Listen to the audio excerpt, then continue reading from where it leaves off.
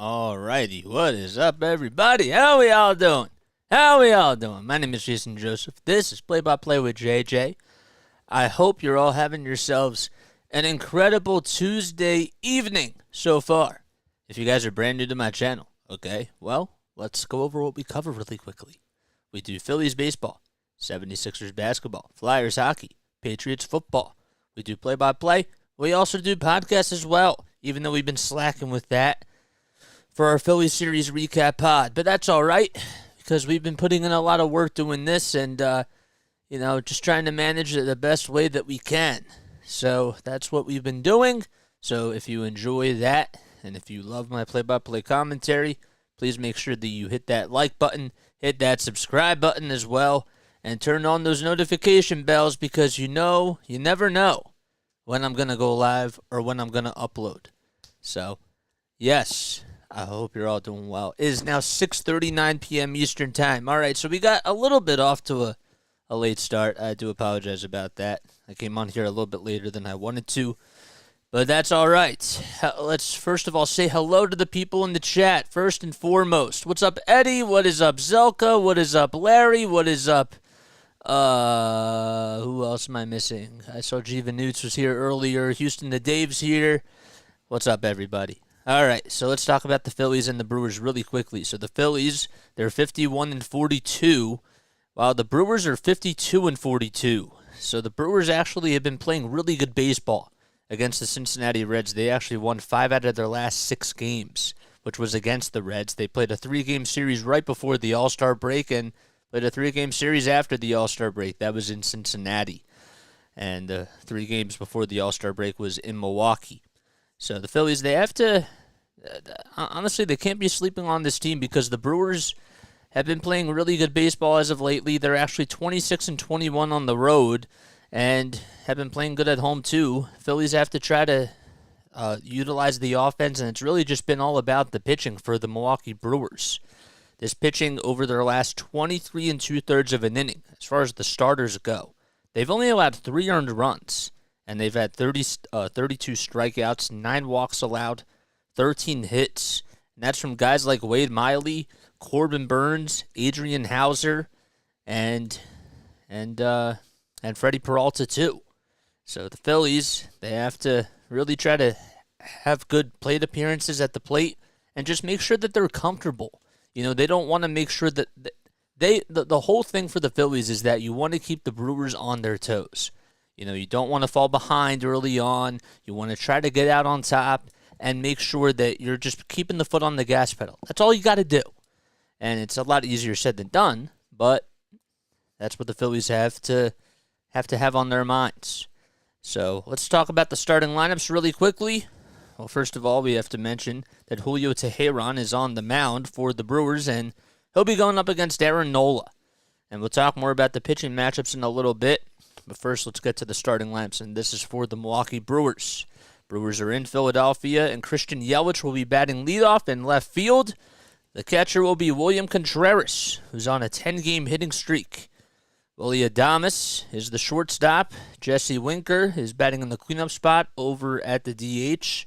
Owen Miller playing over at first base. He's batting 5th. Raimel Tapia, the right fielder, who's hitting 6th. Andrew Monasterio is the third baseman. He'll be batting 7th. Bryce Terang is over at second base. He's hitting 8th. And batting 9th is Joey Wiemer, who is out in center field. So it's Yelich, Contreras, Adames, Winker, Miller, Tapia, Monasterio, Terang, and Wiemer. And they'll be facing off against Aaron Nola. This is his 20th start of the season. He has an 8-6 record, and in 119 innings of work, his ERA is up to 4.39, but he has 120 strikeouts, and he's only allowed 30 walks. The main thing for an Aaron Nola is that when the bases are empty, he does a very good job, and when he tries to go through the lineup twice, he does a really good job too. But it's that third time that he faces the lineup, and when there's runners on bases as well, that he can implode, if you will. A lot of it is very mental for him. At home, he has a 3-2 record and a 3.4 ERA in just 7 games, and on the road, he's He's pitched in 12 games, and he has a 4.99 ERA and a 5-4 record. But it's funny because the last time that he was on the road, it was actually his second to last start. He played against the Tampa Bay Rays and had a pretty good outing against them. So once again, it is Yelich, Contreras, Adames, Winker, Miller, Tapia, Monasterio, Terang, and Weimer for the Brewers. And Aaron Nola, the 30-year-old LSU native, he's on the mound. Nola's home run total has equaled last year's already. Yep, the long ball has been a big problem for Aaron Nola, and the main thing for him today is just to keep the ball down and keep the ball away and not throw as many fastballs that are low in the zone, especially to this guy right here, Christian Yelich, who's leading things off for Milwaukee. Yelich playing out in left field. He's been starting to hit the ball very, very well. First pitch underway, and it's outside, a 94-mile-per-hour fastball. He's hitting .286 this season, Christian Yelich. He's slashing .286, .378, and .472. Nola gets the signs, winds up, he's at the chest, delivers the pitch. It's on the outside corner again. Phillies in their red and white pinstripes. One of my favorite uniforms that they have. Always love the pinstripes that they wear. Meanwhile, the Brewers, they're in their light blue uniforms with the yellow line going down the pant leg. The 1-1 bouncer hit back towards Nola. He doesn't even have to move, and he'll throw it over to first. And there is out number 1 of the ball game. And William Contreras will be coming on up. 1 out in the top of the first inning. We just got underway. In case you're just tuning in, my name is Jason Joseph. This, of course, is Play-by-Play with JJ, where we cover all Phillies games, 76ers basketball, Flyers, hockey, and Patriots football as well. Well, William Contreras is due up at the plate. He's hitting .272, and he'll take pitch number 1 in there for a called strike. It was a sinker that was thrown at 94 miles per hour by Nola. Contreras went 6 for 12 in the series against the Reds. The 0-1 offering inside for a ball. Phillies defense today. Well, they'll have JT behind the plate, Derek Hall over at first base, Bryson Stott over at second, Al Bohm is the third baseman, Trey Turner's over at shortstop. And the 1-1 by Nola. Check swing, he did not go. There was not even an appeal. The pitch was outside and low, and it was a knuckle curve. Then out in left field is Kyle Schwarber. The center fielder is Brandon Marsh. And in right field is Nick Castellanos. And the DH for tonight will be Bryce Harper. 2-1 is the count. Nobody on. 1 out in the top of the first. The pitch. Bouncer. It's fouled off, though. And the count is now 2-2.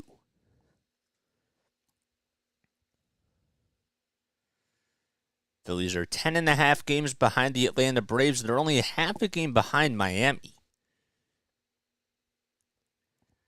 2 balls, 2 strikes to Contreras. Nola at the chest, fires, and it swung on and missed. A changeup inside at 88 on the gun, and Aaron gets his first K of the day.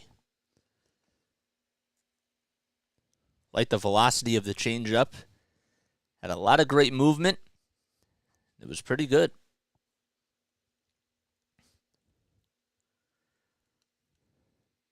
Here's Willie Adames, who's hitting .212 on the season. And the first pitch he sees, he swings after it. It was a cutter right down Broad Street. What's up, Jacqueline? What's up, Larry? What is up, Danny? How we doing, man? Thanks for coming on here. We welcome all fans over here. Brewers fans, Dodgers fans, we welcome everybody. The 0-1 offering, swing and a miss to Adames. Adames went 2 for 11 in the last series versus Cincinnati with 2 runs scored, a double, 2 walks, and a strikeout.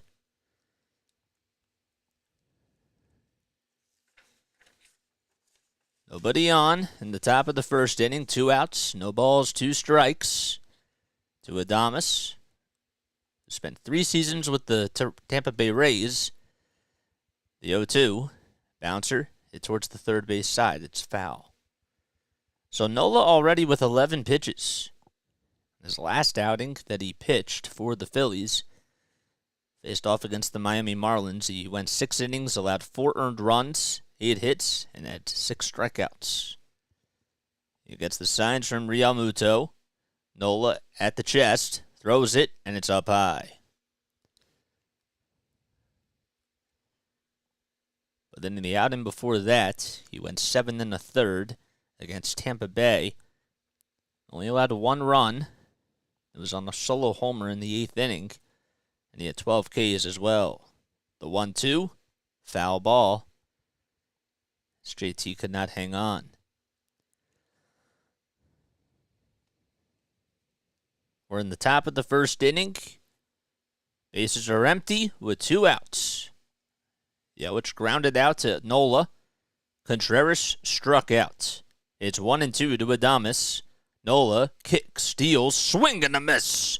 Back-to-back strikeouts in a 1-2-3 inning. As we head to the bottom of the first, Phillies coming up to bat. Brewers could not get a runner on. All right. Cool. How we all doing, guys? I do own a Phillies hat. Of course I own a Phillies hat. I just haven't been wearing it because, honestly, from a fan perspective, it took me a little bit of time for me to give them their praise. You know what I mean? Like, they've been proving it now for quite a while. So, you ever see, like, The Voice, like, where, like, the judges will be turned around and they'll have their backs towards the stage, and then once they hit that buzzer, they're sold, right? And they're invested. And now you have their attention. That's how it is when it comes to this hat. You know what I'm saying? I got some Phillies shirts. Well, I got Phillies shirts. Just haven't been wearing them yet. I probably should wear Phillies shirts more often, but I'm trying to keep it professional too, even though I'm like not wearing like the most fancy shirts, you know. But anyhow, I hope you're all having yourselves a great day. My name is Jason Joseph. This, of course, is Play-by-Play with JJ. All right, we head to the bottom of the first inning. Brewers went down 1-2-3. Yelich grounded out to Nola and Contreras, and Adames struck out. So Kyle Schwarber will be batting in the leadoff spot for the Phillies. He's out in left field. The shortstop will be Trey Turner, and he'll be batting second. Nick Castellanos batting third. He went 1 for 16 in the last series against the San Diego Padres. Bryce Harper in the DH spot. He's on a 5-game hitting streak right now. JT Realmuto batting 6th. He's the catcher behind the plate. And right after him, actually JT will be batting 5th. Bryson Stott will be batting 6th. And he's over at second base. Al Bohm is the third baseman. He'll be hitting 7th. Brandon Marsh batting in the 8th spot. He's out in center field, and Derek Hall would be batting 9th over at first base. First pitch, high fly ball, hit out to left field. That baby is out of here. Within the blink of an eye, they come back on, and the Phillies take a 1-0 lead on a solo homer out to left field by Kyle Schwarber. And this is why you put him in the leadoff spot.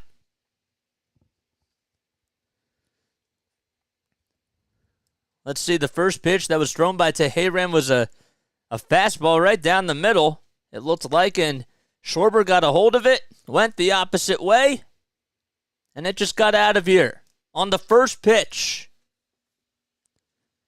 The Phillies lead it 1-0. Here comes Trey Turner, and he takes it all the way for a called strike. So Schwarber, who was tied with Pete Alonso with 25 home runs. Well, now he's actually tied with Pete Alonso with 26. He just tied Pete Alonso, I should say. The 0-1, up high and inside. Turner in his career versus Teheran is 10 for 25. He's hitting .249 on the season. Teheran kicks, steals, and it's outside. So Julio spent a long time with the Atlanta Braves. But this season, it's been Doing all right. He has a 2-3 record and a 3.64 ERA. The pitch, swing and a miss. He also has 32 strikeouts in 47 innings of work. And only 9 walks allowed. What's up, Sam? The 2-2 delivery. Fly ball hit out to right field. Not that deep, though. And on the run will be Tapia, and he's there to make the catch. Right towards the line. Turner will line out to right field. I don't know if you guys saw Shohei Ohtani's bat flip when the Angels were playing against the Yankees. But that bat flip in the bottom of the ninth was absolutely remarkable. Phillies lead it 1-0 on a solo homer by Kyle Schwarber. 1 out in the bottom of the first. And the pitch to Castellanos is downstairs. And he takes it all the way for a ball. Nick now hitting .291 with 13 homers and 55 RBI. He went 1 for 16 in the series against San Diego. Teheran looks back at home plate. The pitch looked like it was low, but it's a called strike at the knees by Jordan Baker, the home plate umpire.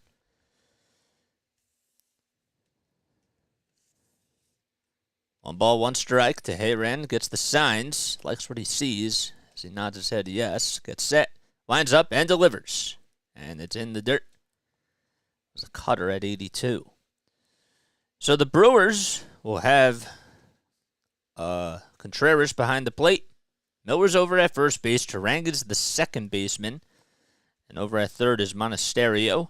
And Adames is over at shortstop. The 2-1. Another pop-up out to right field. It took him foul, and it goes out of play. Tapia's out in right. Weimer's playing in center. Yelich is out in left field. And Winker is the DH. Bases are empty in the bottom of the first. Phillies do lead at 1-0, though, on a solo homer by Kyle Schwarber. There's 1 out. The 2-2 pitch to Castellanos. It's popped up out to center field. Weems just goes over towards his left side, takes about 4 steps or so, and he'll make the catch, and there's 2 away.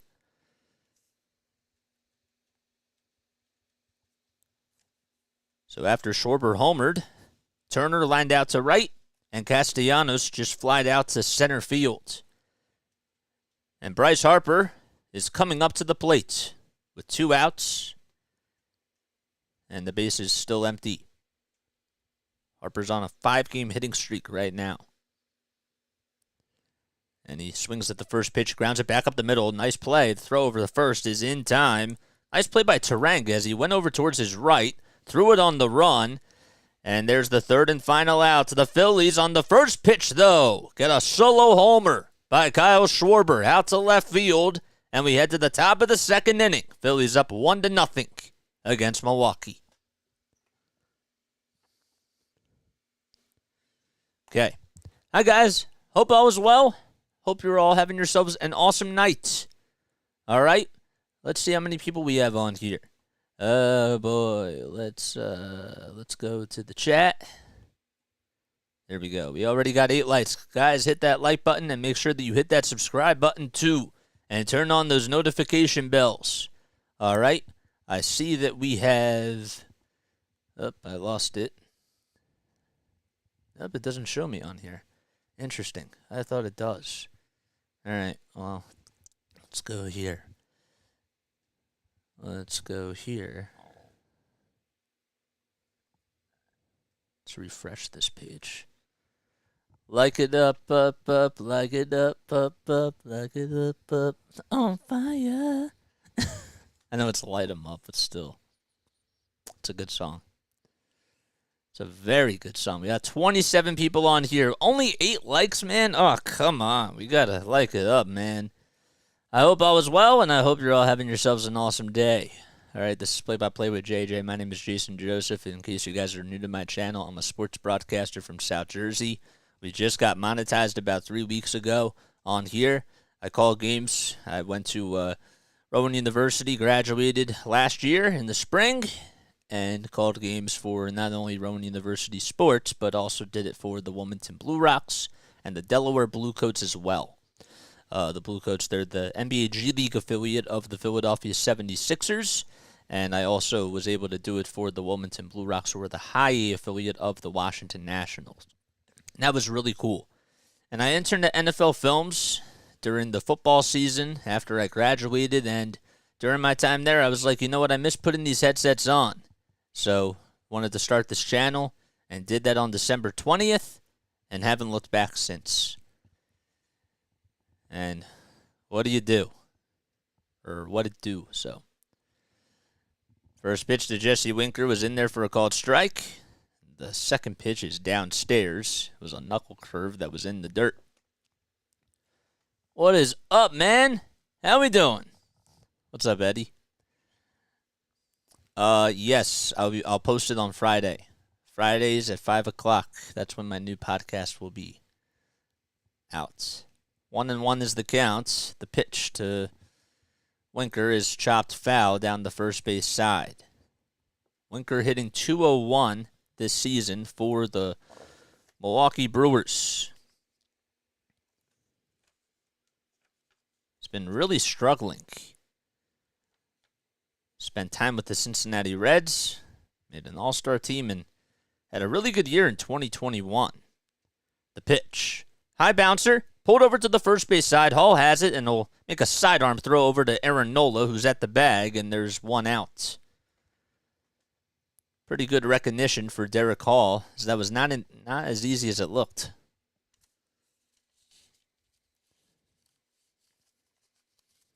Came in towards home plate just a little bit too, and just made a little side step, side throw too.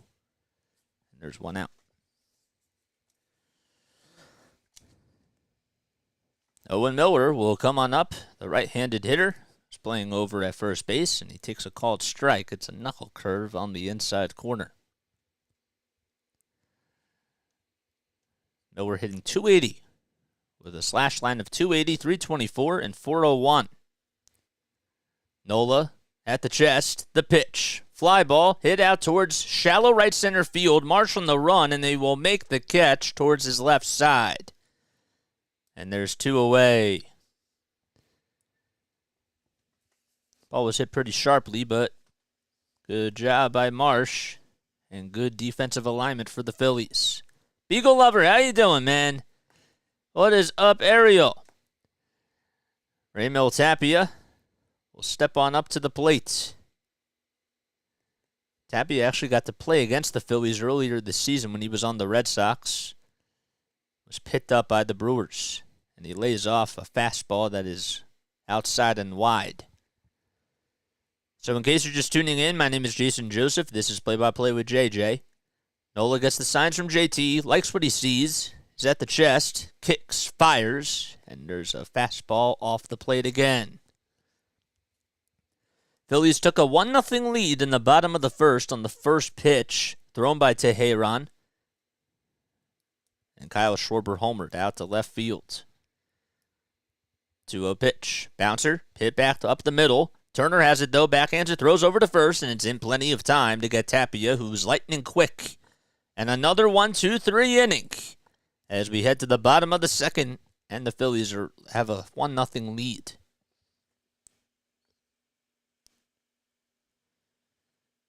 Okay.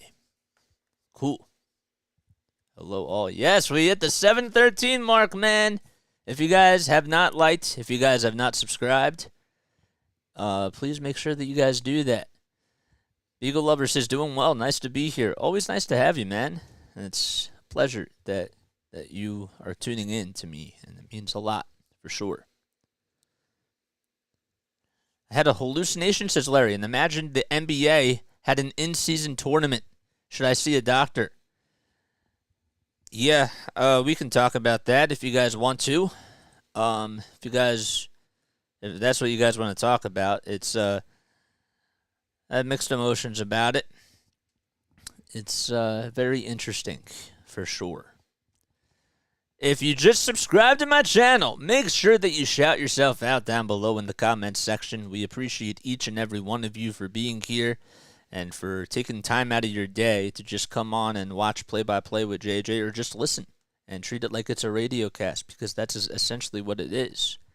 The goal is just to provide you with vivid imagery and just tell stories and paint the picture for you guys. So that's what we do.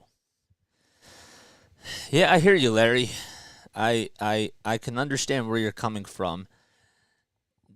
I will play devil's advocate, though, and I'll tell you this. Okay, so if you're a team like the Washington Wizards, or if you're a team like the Charlotte Hornets, and you want to have some sort of a measuring stick of where you're at compared to other teams in the organization, that's the good thing about the midseason tournament, and how you can also assess the trade deadline during the season, because you can see, okay, well, we need this piece, we need this piece, and we need this piece. You know, it's sort of like a midterm, if you will. You know? That's the way that I look at it from that perspective. But I can understand from your perspective, too. It's tough. All right. Wait. This guy looks like he's Aaron. That's okay. Whatever. Here comes JT. Lifts this one out to deep left field. And it's going to hook foul and goes out of play. Pretty nice catch made by that fan. Oh, wow, they're interviewing Aiden Miller. That's who it is. I was like, wait, that's not Aaron Nola. Kind of looks like him. The ball is one strike. The pitch by Teheran is outside and off the plate. JT, lifetime-wise against Teheran, is 7 for 30 with a homer and 5 runs batted in. 1-2 is the count. Teheran gets set, kicks, steals, and it's just a little bit off the plate. Not by much.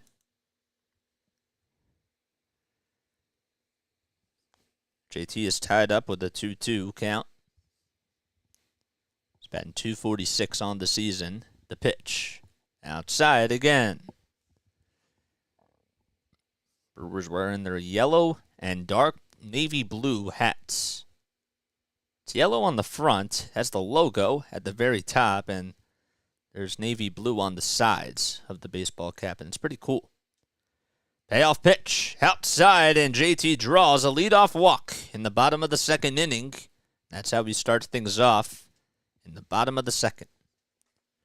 Pretty good at bat. I mean, he's behind in the count 1-2, and Teheran just wants to go outside, tries to play with fire a little bit, and JT just had a patient approach. Oh, I know he does. Yep. So Bryson Stott will be coming up. Speaking of hitting, Bryson Stott is actually 5 for his last 14 with a home run, a double, and 6 runs scored. He's scored a run in 5 consecutive games for the Phillies. Real Muto at first, nobody out, and Teheran throws a fastball that was just below the knees, to be honest with you, but it's a called strike anyways. Stott's average is at .303, and he's also hit 8 homers, and has 34 runs batted in. JT can fly. He's over at first base, takes a big lead. Teheran looks back, and he fires the pitch to home plate, and that pitch is blooped out in the left center field. It drops in for a hit. JT rounding second. He'll go over to third. The throw is cut off by Willie Adames over at shortstop, and Bryson Stott will go over to second base. A big double by Bryson Stott out to opposite field, and now Teheran is in a little bit of a jam against the Phillies. I like that piece of hitting by Bryson Stott. This is what makes him such an awesome player. He'll give you contact. He'll go out the opposite way. He has pop in the bat, but he doesn't always have to do that. Now Alec Bohm comes up with runners at second and third. Teheran at the belt, kick, steals, and it's a strike. On deck is Brandon Marsh. Phillies lead at 1-0 on a solo homer by Kyle Schwarber on the first pitch in the bottom of the first. The ball is one strike to Teheran at the belt, kick, steals. Grounder back up the middle, fielded by the second baseman. The throw over to first is in time, and JT will come in to score, and Stott goes over to third. An RBI ground out for the Phillies as Alec Boehm is able to have a productive out there, and the Phillies lead it 2-0.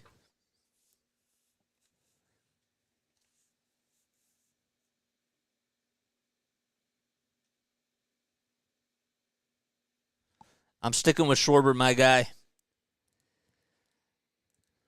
All right, Brandon Marsh will come up.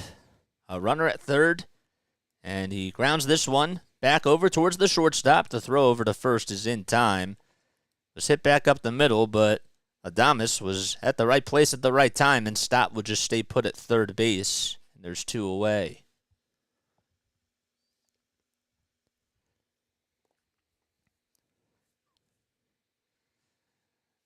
That'll bring up Derek Hall. Pretty good crowd at Citizens Bank Park, but it's a pretty hot night. It's 93 as of right now. Hall will look at a curveball that's at the knees on the outside corner. That's thrown by Teheran.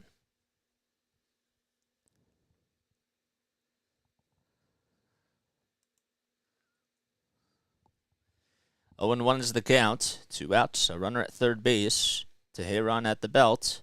Fires, and it's a foul ball.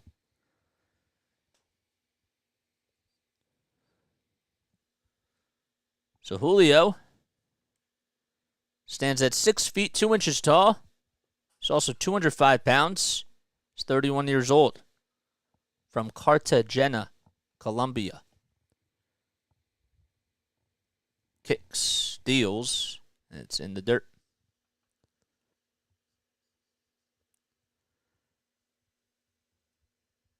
What's up?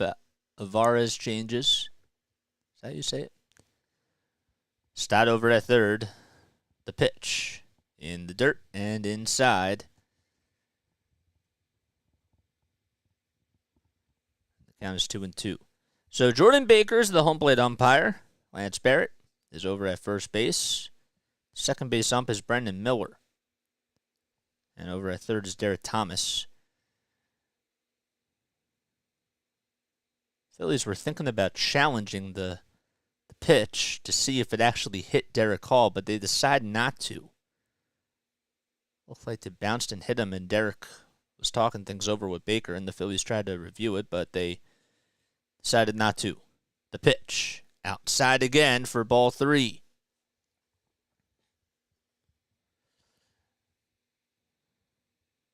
The count is full to Derek Hall. Stott's over at third. Phillies lead it 2-0. The payoff pitch. A called strike 3. How about that? It was just a little bit low, but Jordan Baker, he's been pretty consistent with that call, and Teheran gets the strikeout call. Phillies get another run, though, on an RBI ground out by Alec Boehm, and they lead it 2-0 as we head to the top of the third inning. Okay. Top of the third inning, guys. I hope you're all doing well. Make sure you hit that like button and hit that subscribe button as well. I have a lot of eyes on a lot of places. How many people do we have on here? We got 36 people on here. That is awesome. Please make sure that you like, subscribe, and hit that notification bell icon too, so that way you know when I upload. Larry says, I have as many subs as Babe Ruth had home runs. The total amount of subscribers that I have is equivalent to the amount of home runs that Babe Ruth has. That is so true. That is so true. That means I gotta run around the bases when I get 715. That's pretty insane. Speaking of legends, all right, it's time to wish all these legends a very happy birthday. My sister gave me this calendar for my birthday last year, and I wanted to make sure that actually, no, she gave this to me for Hanukkah. I apologize. I don't know why I said birthday. I apologize about that. But anyhow, she gave me this calendar, and it lists all the people that celebrate a birthday today as far as sports legends go. And we also have a fun fact that we do on this day in history. Happy birthday to Joe Torre. Wow, the legend Joe Torre himself. Happy birthday to you.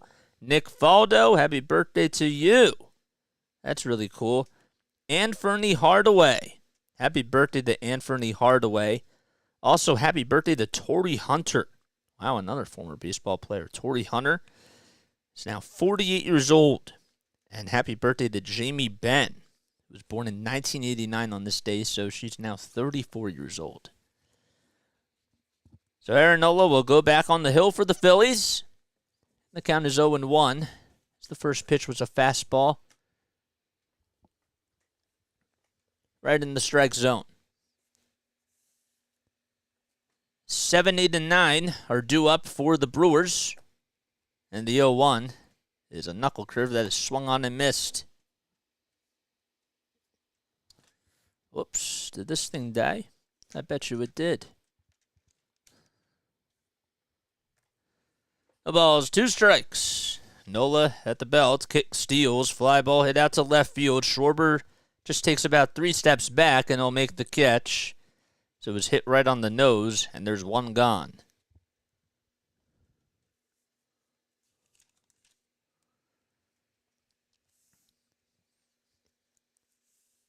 So there's 1 out.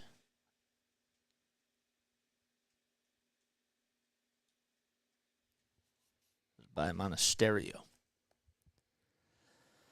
Is the Bulls barbecue area new at Citizens Bank Park? I've never seen that before. Bryce Terang will step up to the plate and he'll foul the first pitch off. Terang batting .202 on the season. He went 1 for 10 in the series against the Reds with 3 strikeouts. Nola at the belt, fires, and it's outside. It was a changeup that time.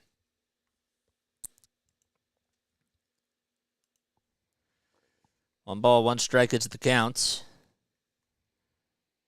The pitch, swing and a miss. Man, that knuckle curve was nasty.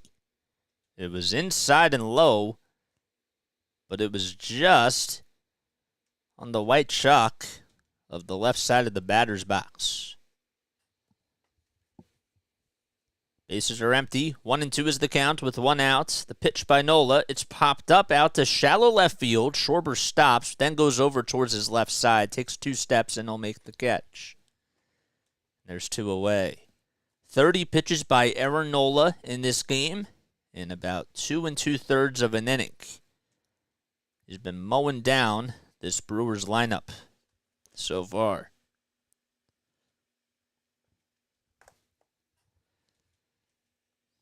Joey Wiemer will step up to the plate, batting in the 9th spot for the Brewers. The first pitch is out inside and high for a ball.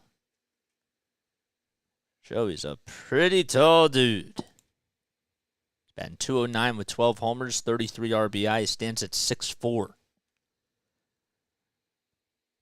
1-0 is the count.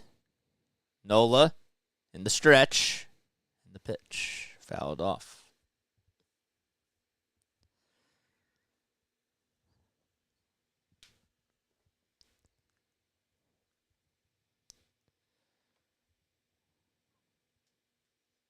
Phillies have a 2-0 lead in the top of the 3rd. Nola gets the signs from JT. Nods his head. Fires. And it's inside again. Phillies are 51-42 on the season. Brewers are 52-42 as they lead the NL Central. Played very good baseball against the Reds. The 2-1 offering, swing and a miss on a knuckle curve that was inside. Man, that pitch has been looking pretty good so far by Nola. What's up, Jonatello? Thanks for coming on here. I appreciate it. Nola with the windup and the pitch. Swing and a miss. Another knuckle curve, and that gets Wiemer to strike out. And we head to the bottom of the 3rd inning. As Nola has retired all 9 batters in a row for Milwaukee. And we head to the bottom of the 3rd. Phillies up 2-0. Kind of wish that closeout was better, but that's all right. That's why we get practice, you know? All right, guys, I want to remind you all, how many people we have on here? We got 40 people already on here, okay? Please make sure that you hit that thumbs up button. Please make sure that you subscribe to the channel if you enjoy my play-by-play commentary. All right, we do 76ers basketball, Phillies baseball, Flyers hockey, and Patriots football. We also do podcasts on here. And for those of you that are also new, I want to remind you guys that on every Friday, we have a podcast that is going to be released every week at 5 o'clock p.m. Eastern Time.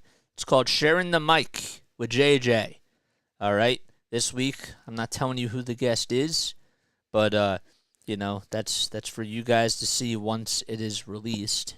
And that's what we're going to do each week. We're going to interview a guest that comes on here, or a guest that is in the business of sports media. So we already have a couple of guests lined up for the next couple of weeks, which is really cool. And they're people that are in the sports media business, sports broadcasting business. I will tell you, a couple of them, you're actually really gonna like a lot of these guests, and I truly do mean it. So we've been reaching out to people, and we definitely have been working really hard on this, and I'm very excited to share that with you guys. I think that will be really cool. All right, so I don't want to spoil anything. I want to really just surprise you all. So this is what we do. Our hard work is paying off on here. We've been putting in the work for 7 months, and this channel, man, we're gonna get to 1,000 subscribers. So we're gonna get there in plenty of time. Not worried about that.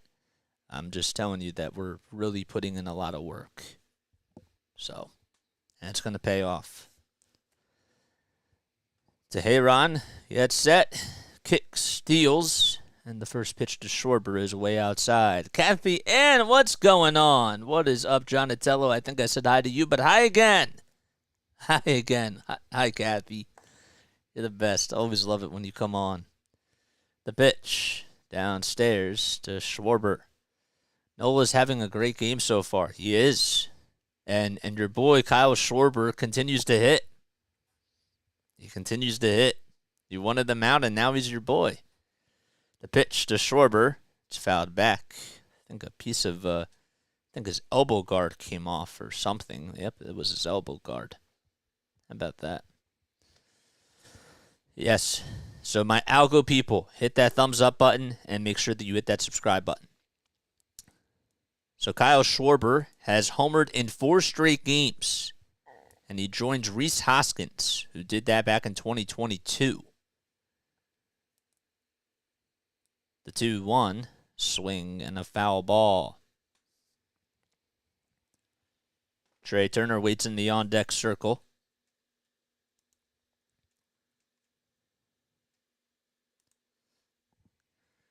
Teheran gets set, kick, steals again, fly ball hit out to right field, and it's going back to the warning track, and Tapia just has enough room, and he'll make the catch right on the track in front of the out-of-town scoreboard. The wind carried it up at the very last second, but it just died out in right field, and there's one gone in the bottom of the third.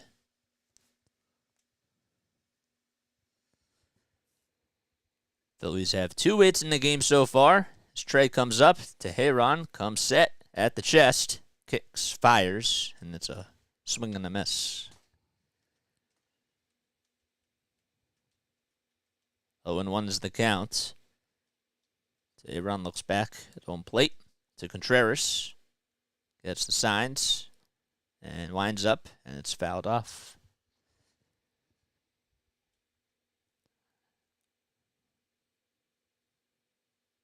Julio has this really cool necklace chain on with a little cross on it.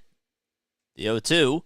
Fly ball into left center field. It's going to split the gap and go all the way towards the wall. Trey can fly. Weimer finally gets over there. Throws it to the cutoff man to throw over the third base, though, is off the line and not in time. And Turner dives into third base with ease. Weimer had a hard time getting over to the baseball out in left center field.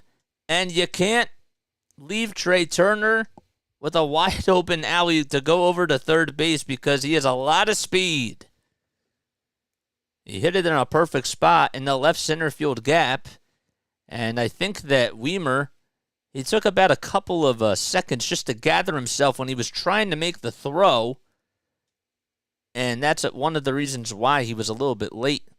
Here comes Castellanos, and the first pitch is fouled back towards the first base side. It goes out of play. So Castellanos is up at the plate. 1 out and a runner over at third base.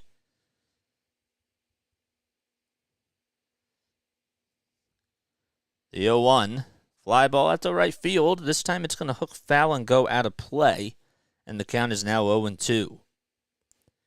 Castellanos is hitting .289 against the Milwaukee Brewers with 11 home runs and 34 RBI and 34 runs scored in 49 games. This season, though, he's hitting .291. With 105 hits on the season, he's tied with Bryson Stott for first in that category for the Phils. The 0-2, high bouncer, hit over the head of the third baseman out to left field, and Turner will jog in to score. It's an RBI single for Nick Castellanos. That's one way to do it. Hit a high cherry bomb over the third baseman's head and get it out to left field, and the Phillies take a 3-0 lead against Milwaukee.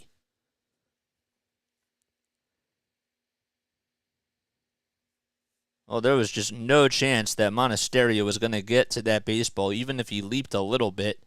It was hit about, I'd say, 20 feet over his head. Here comes Harper, and he tries to turn on a curveball, but he fouls it off. So Turner tripled. Castellanos had an RBI single. There is 1 out, though, as Schwarber flied out to right field and just missed a homer. His second homer it would have been on the day. Teheran comes set at the belt. The pitch, swing and a miss. The cutter was outside, and Harper could not catch up to it. Bryce batting .299 with 4 homers and 26 RBI. In the series versus the Padres, he went 6 for 13 with a home run, 3 RBI, and a stolen base. The 0-2 off the plate and wide.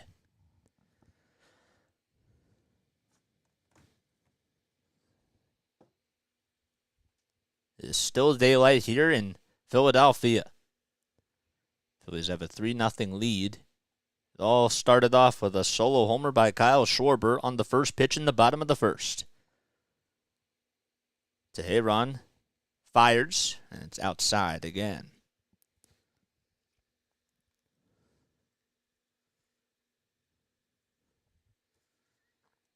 Harper wearing his red and dark blue batting gloves. Never know what type of batting gloves he's going to wear, or if he even will wear batting gloves when he comes up. The 2-2 offering, fouled back again.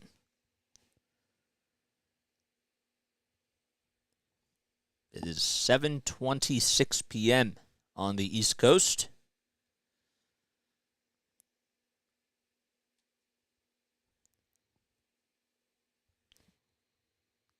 Teheran comes set, gets the signs, fires, and the pitch is up high as Castellanos was going to go back to first base, and Contreras tried to throw it, but he bobbled it, and it slipped out of his hand. Didn't get too far away, though. The count is full at 3-2 with 1 out in the bottom of the third. Harper's hitting .345 with 19 hits and 9 runs scored in his last 15 games. The payoff, fouled off again.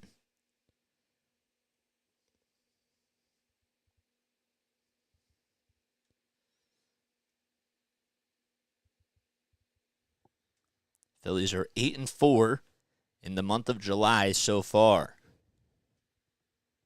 Brewers, they've won 5 out of their last 6 games, and their pitching has been absolutely stellar.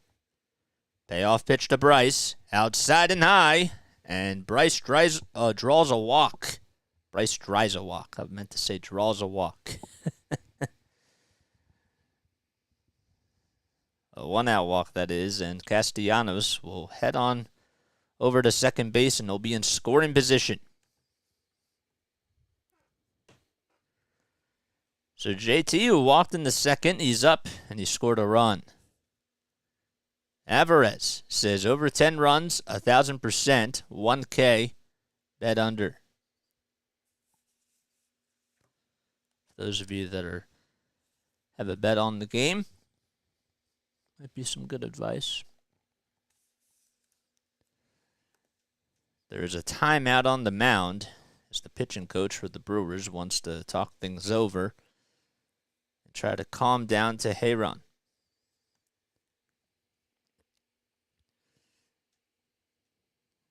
You take a look at the MLB standings. As far as the MLB Central goes, Cincinnati is actually a couple of games back now against the Milwaukee Brewers. Milwaukee's 2.5 games above Cincinnati, who's now 50-45. Brewers are 7-3 over their last 10 games. JT will come on up to the plate, and he takes a pitch that's right at the knees for a called strike. So Realmuto walked in his first at-bat. The 0-1 outside for a ball. Realmuto hitting .246 with 11 home runs, 37 RBI. He struck out 80 times in 297 at-bats, but has played in 82 games so far.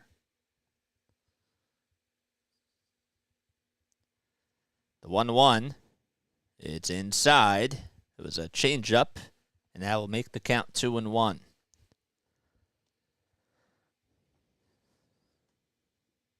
See that Teheran's not really throwing too many fastballs as of lately. A lot of the pitches have been change-ups and all-speed types of pitches because the Phillies have been doing a pretty good job on the fastballs. Castellanos at second, Harper at first. We're in the bottom of the third inning. Phillies lead it 3-0 against the Milwaukee Brewers. 1 ball, 2 strikes. Teheran looks back at second. Now back to home plate. Kick, steals. Swing and a miss. The cutter was outside, and JT shaking his head. And there's 2 outs. It was a pretty good pitch thrown by Teheran. Looked pretty deceiving, to be honest with you.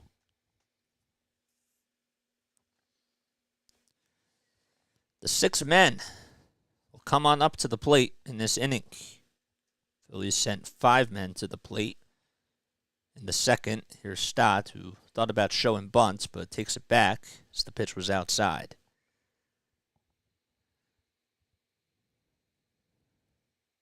We got 43 people on here, guys. Make sure that you hit that thumbs up button and hit that subscribe button, too.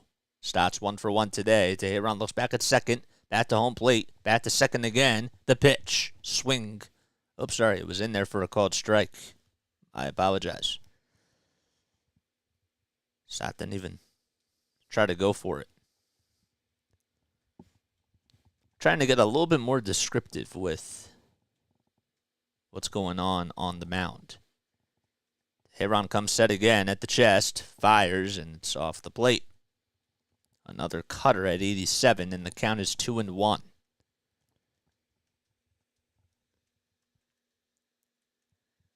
Stott hitting .303 with 8 homers and 34 runs batted in.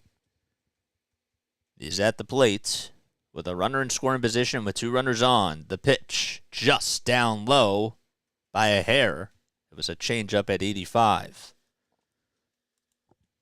That'll make the count 3-1.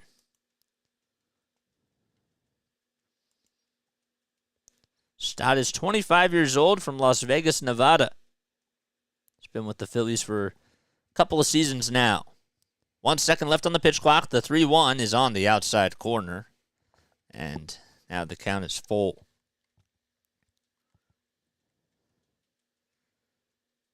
Stott is 13 for 40 when the count is full, with a home run and 9 RBI. Can he try to come through here? 2 seconds left on the pitch clock. Teheran comes set. The payoff pitch. Line drive. Caught over at second base The throw's made over to first, and it's in time. It was actually played on a bounce. Thought it was caught just from the reaction once they cut over to the second base side, but it was played on a hop, and Bryson Stott rounds out to end the inning. So the Phillies, they get an RBI single from Nick Castellanos, and they go up 3-0 as we head to the top of the fourth inning against the Brewers.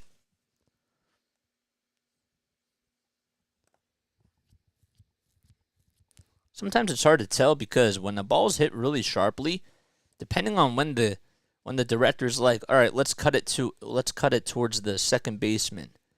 It looks like it was caught, but it was played on a bounce, and you can't tell, So, but yes, all right.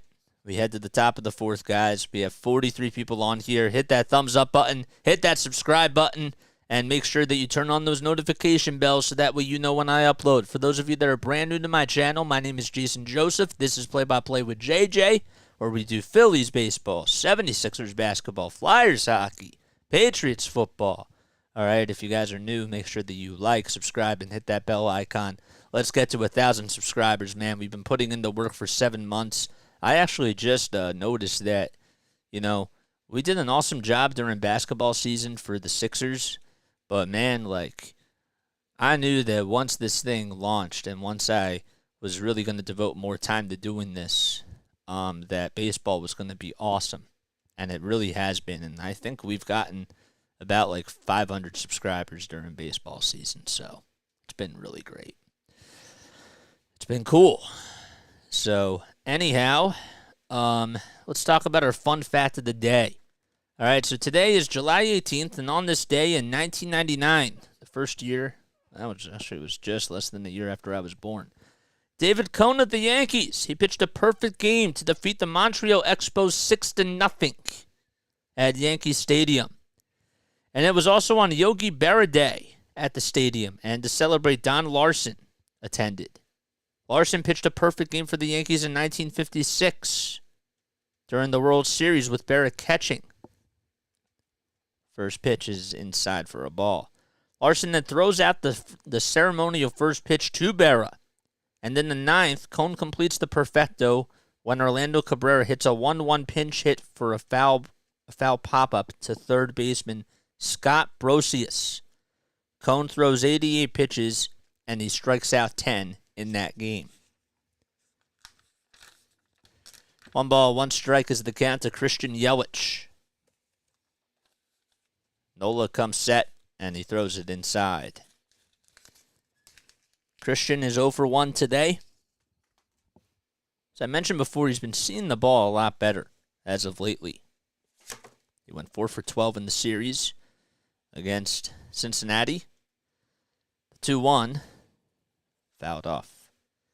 He had 2 homers in the series along with 3 RBI.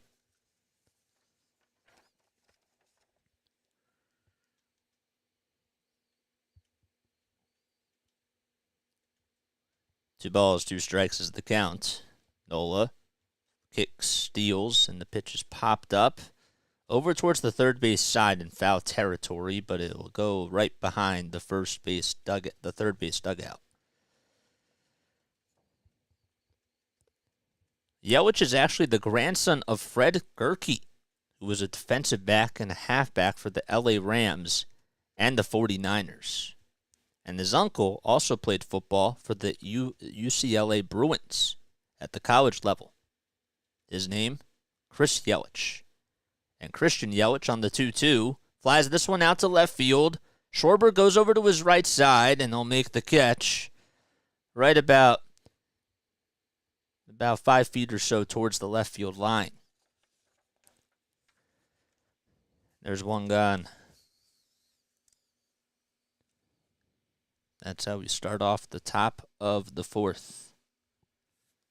William Contreras will step into the batter's box. He struck out in the first. He's in .271 on the season. The first pitch he sees, he swings and misses at a knuckle curve. I really like the Brewers' batting helmets. They look really cool.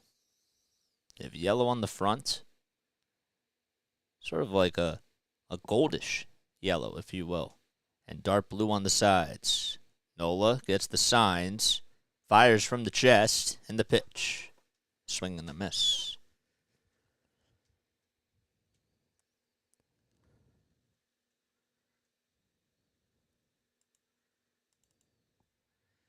Oh, 0-2 is the count. Nola with the 0-2 delivery. It's off the plate. Please make sure that you guys like, subscribe, and hit that notification bell icon.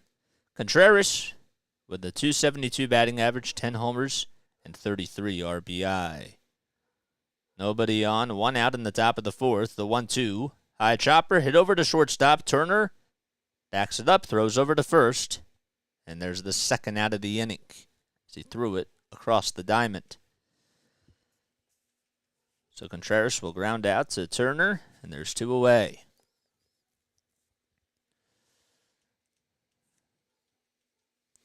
Unfortunately for the Milwaukee Brewers, Wade Miley went on the injured list due to elbow inflammation.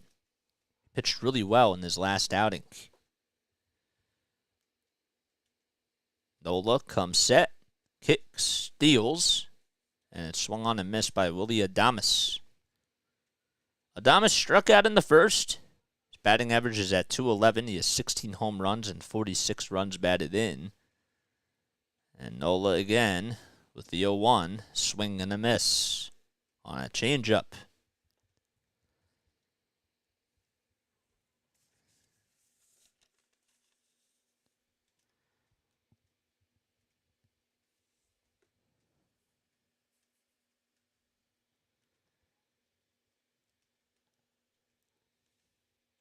No balls, 2 strikes to Adames.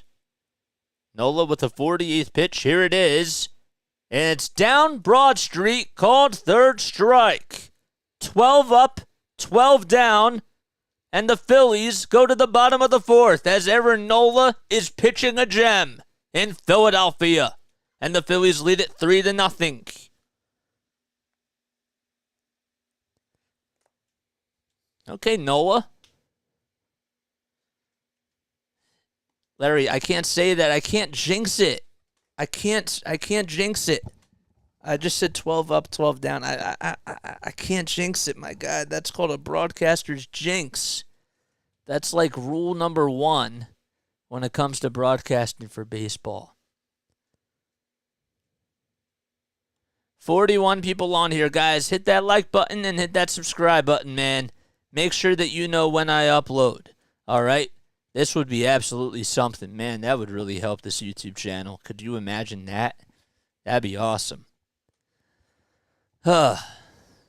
Exactly. You can't. Yeah, we can't do that, man. We can't. But guys, hit that thumbs up button and turn on those bell icons. I give you this content for free. Best thing that you guys can do is just subscribe to the channel and turn on those bells, man. Those ring ding ding icons. What we got to do. Okay, bottom of the 4th inning we go. Phillies up 3-0. As they will have coming up to the plate, it'll be Alec Bohm, Brandon Marsh, and Derek Hall for the Fightins. Got to take the low battery mode off. I always keep forgetting about that, and I wondered why my phone is locking a lot, but that's why. There we go. Are those fried Oreos? Is that new? Those can't be fried Oreos, are they? No, they're not fried Oreos. I was going to say, when does the ballpark have fried Oreos? What the heck are those? They look good. What's that, like stuffed cheese? Inside of a little cheesy bread? I don't know. Here comes Alec Bohm. I do know that he is up at the plate. I'll take the first pitch for a called strike. Teheran out there for his 4th frame of work. So he's trying to go up against Nola. And Nola has obviously had the better end, and the 0-1 is on the outside corner for a called strike.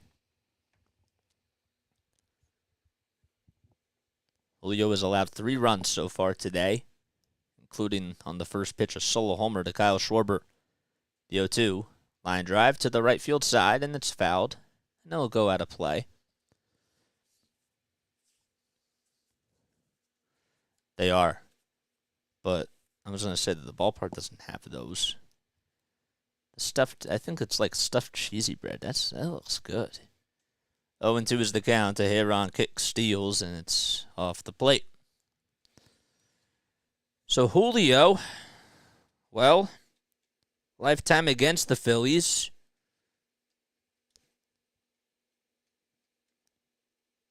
Julio is 9-9 with an ERA of 3.97. The 1-2 delivery by Teheran is hit out to right field, and it'll drop in for a hit. Takes about 2 bounces or so over towards Tapia, and Bohm will get on with a opposite field single as the throw was cut off over at second base.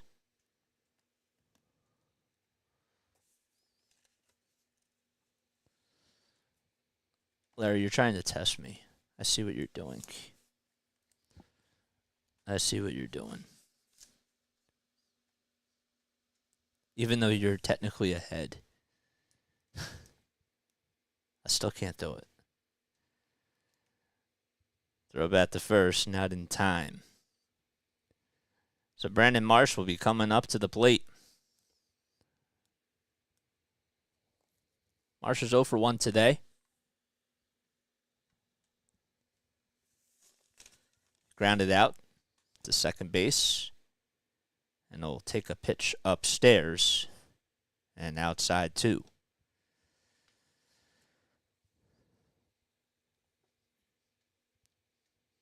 Still daylight here in Philadelphia. Rain was supposed to be in the forecast from yesterday, but it changed for today. 1-0 pitch. Fly ball hit out to shallow center field. Weimer comes running in, and he'll make the catch. Bohm will have to go back to first.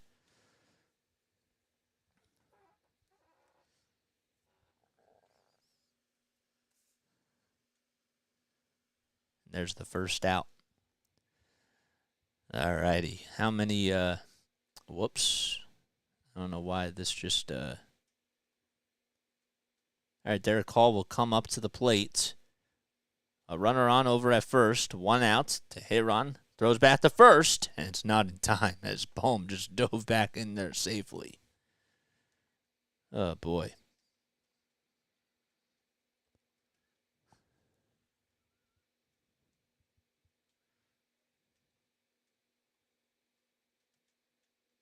There we go. First pitch to Hall. It's popped up over towards the third base side in foul territory, and making the catch over at third base is Monasterio for the second out, and Kyle Schwarber will come up. So Hall fouls out.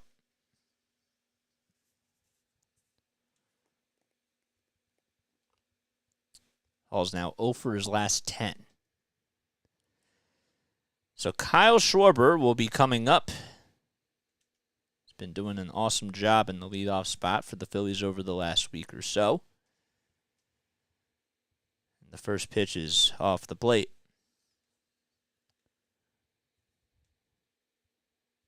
I don't know what was being said, but he was complaining about something with the umpires. I think it was about balls and strikes that he was complaining about with Jordan Baker. They were showing a replay of that prior to the at-bats. The pitch on the outside corner at the knees for a called strike. Kyle's been talking to the ump a lot. Yep. You guys remember last year against Angel Hernandez when they were playing against Milwaukee. The 1-1 way inside, and Schwarber got out of the way. He looks over at Teheran, but that obviously was not intentional. 2-1 is the count. Julio with 69 pitches already. He's allowed 3 earned runs on the day so far. A runner at first. 2 outs in the bottom of the 4th. Phillies lead it 3-0. The pitch. Grounder rolled over to the first base side. And the throw by Teheran is in plenty of time. for the third and final out. So that's the first inning where the Phillies did not score a run. We head to the top of the fifth. Phillies are up 3-0, and Aaron Nola will go back out on the bump. Did you watch the Nats win the World Series in 2019? I did. I watched them win it without Bryce Harper. Yes, with Juan Soto, Anthony Rendon, Ryan Zimmerman in his last year. That was really cool. Good for him. Yeah, they had a good team. They also won all the road games, I believe.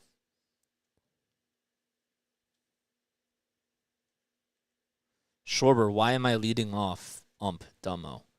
Dude, he homered. I don't understand. He's the leader of the team. He's like Jimmy Rollins. He's the captain of the ship. I want Kyle Schwarber to have as many at-bats as possible. That's how I look at it. When he's red hot, he can carry a team. And it's fun to watch. And he had a lot of home runs last year. His on-base percentage was fine. And there's a reason why they have him. I was not happy with him, and I'm sure a lot of people weren't happy with him when he was not producing before, but now he's doing it.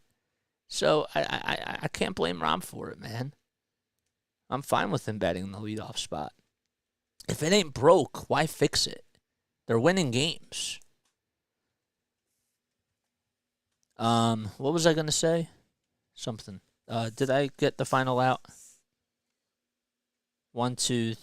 Okay, I did not. I knew that there was something I was missing. He can do all that from the 5-hole. It changes everything, man. I'm just telling you. It sets a different mindset. I'm telling you. Kyle can always produce when you need him to, just to be consistent throughout. I can't read it right now. First pitch is way outside for a ball. It's the one thing I still got to get back to doing this, because this is what's really important. I love reading your comments, but I always have to focus on this too. The 0-1 swing and a miss was a knuckle curve that was swung on and missed by Jesse Winker. Okay, I hear you. I totally understand. I just disagree with you. The 0-2 line drive. It's played on a bounce by Derek Hall, and he'll make the run over to first base in plenty of time. There's one out. I like having these disagreements, though. That's what makes it fun. I like how we can disagree on something, Larry. I love that. It's good. One out in the top of the 5th inning. The first pitch is flied out to left field. Schwarber on the run towards the track. Does he have room? He makes the catch. Oh, man, he leaped up and he made the catch at the wall. It was right at the rehabilitation sign, and Garrett Stubbs putting his hands up in the air. Unbelievable. Fans getting pretty loud at the bank as Kyle Schwarber leaped up to make the catch right in front of the railing, in front of the 334 mark out in left field.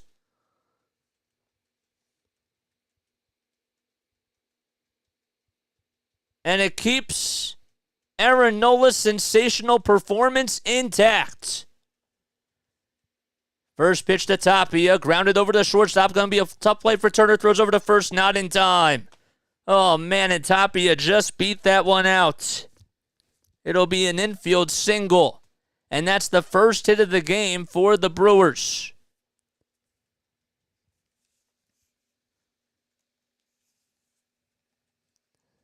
So Owen Miller was the one who flew out to left on that incredible catch by Kyle Schwarber. And there was no chance that Raimel Tapia was going to get out, as he was safe by a mile. Tough play for Turner, but it's an infield single. And Andrew Monasterio will come on up. He lined out in the third. So he's 0 for 1 today. 1 ball, no strikes. Nola gets the signs, comes set at the chest, the pitch. It's outside and high. Throw over the second base to try to get Tapia's not in time. As Tapia, of course, can fly. And he's in scoring position with a stolen base. Count is now 2-0. Emil Tapia, I remember with that inside the park home run that he had a couple of years ago. He is just so quick. It was a nice throw by JT. Stott tried to apply the tag. It was just a little bit late. 2 balls, no strikes. Monasterio is up at the plate, and he hits this one out to center field. Marsh on the run, back towards the track, and he can't make the catch. He turned over the wrong shoulder. And the throw is going to be cut off by Stott. And that's going to be an RBI double. As a run comes in to score, it's Tapia. And Monasterio gets on with an RBI double. Marsh took a wrong turn. He turned over his left shoulder, and then it should have probably turned over his right shoulder or just looked straight back. But the wind was blowing it towards the right side, and the ball was hit right on the fence out in dead center field. So Milwaukee's on the board. It's 3-1, Philadelphia. Now Bryce Teheran comes up, and he grounds this one over to second base. Going to be a tough play for Stott. Throw over to first is dropped by Hall. A run comes in to score. Monasterio did not stop running, and it's now 3-2. Are you kidding me? Hall just dropped it. They're showing Bryce's reaction over in the dugout. Let's see here. It was a roller towards the first base side. Stott made the right play, threw it very quickly, and Hall just could not dig it out.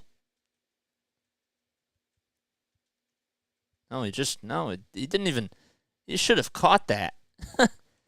Tried to flip his glove at the very last second, didn't know what to do, and kind of panicked a little bit, and it bounced off his jersey out in front of him.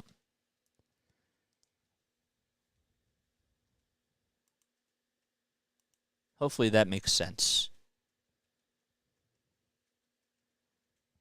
It's an E3. Yeah, I figured it was. I figured it was an E3.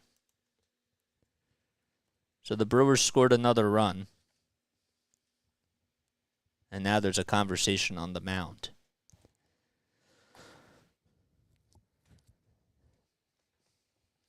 We're just approaching the 8 o'clock hour. Guys, if you're new to my channel, I want to remind you guys, please hit the thumbs up button and please make sure that you subscribe to the channel. All right? We're doing play-by-play a little bit differently tonight. I think that the confidence is up there, and we're really trying to stay focused. Hopefully this doesn't shake, Aaron. Yeah, I feel you on that. Weimer will be at the plate, batting on the right side. Throw back over to first. It's definitely not in time. Barry, the first base coach, over there trying to support Bryce Teheran, telling him to get up.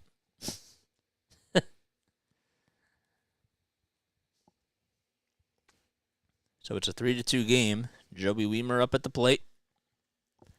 Pitch is down low. Throw over the second is not in time. And just like that, Teheran gets a stolen base. 2 stolen bases in the inning. And this is what Milwaukee does. When they get guys on base, it's tough to get them out.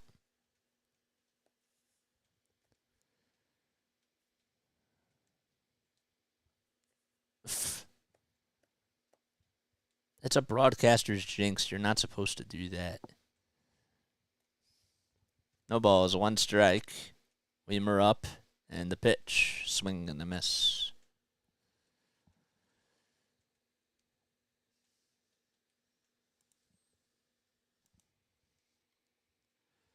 Joey's 0 for 1 today. He has 58 hits and 277 at-bats. A 209 average to be exact, with 12 homers and 33 RBI. Stands at 6'4". He's a pretty tall dude. 0-2 is the count. 2 outs in the top of the fifth. Phillies lead it 3-2 with a runner over at second. The pitch by Nola, swing and a miss, and the inning is over.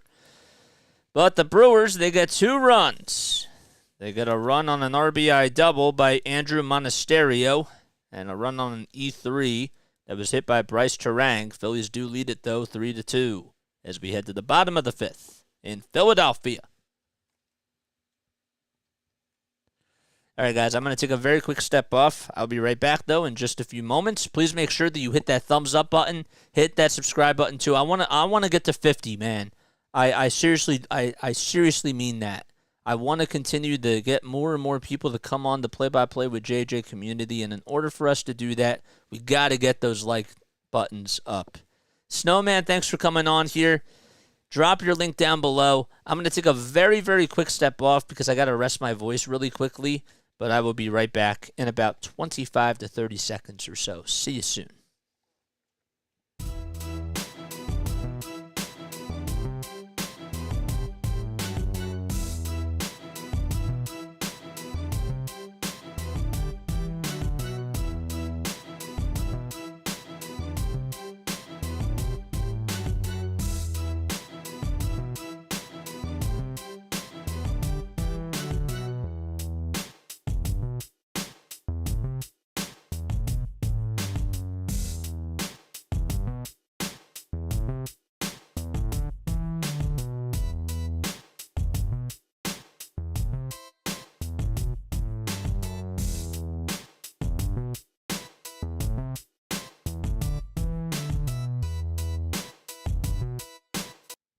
Guys, how do we have 38 people in the chat and only 24 likes? If you guys have been here for a while, make sure you hit that thumbs up button, man.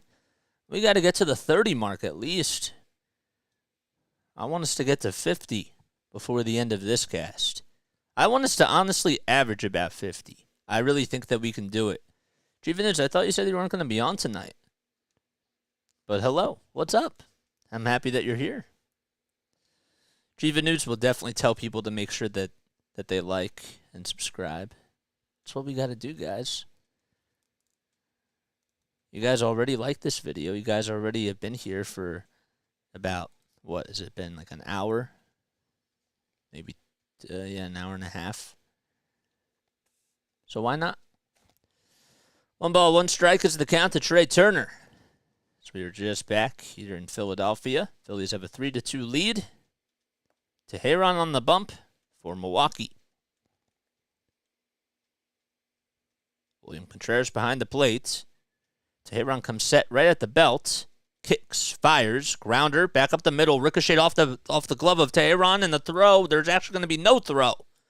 It just bounced off of the glove of Julio Teheran. His glove actually came off, and it was hit back towards second base, and Bryce Teheran could not even make a throw as Trey Turner, who's pretty lightning quick, gets on with an infield single.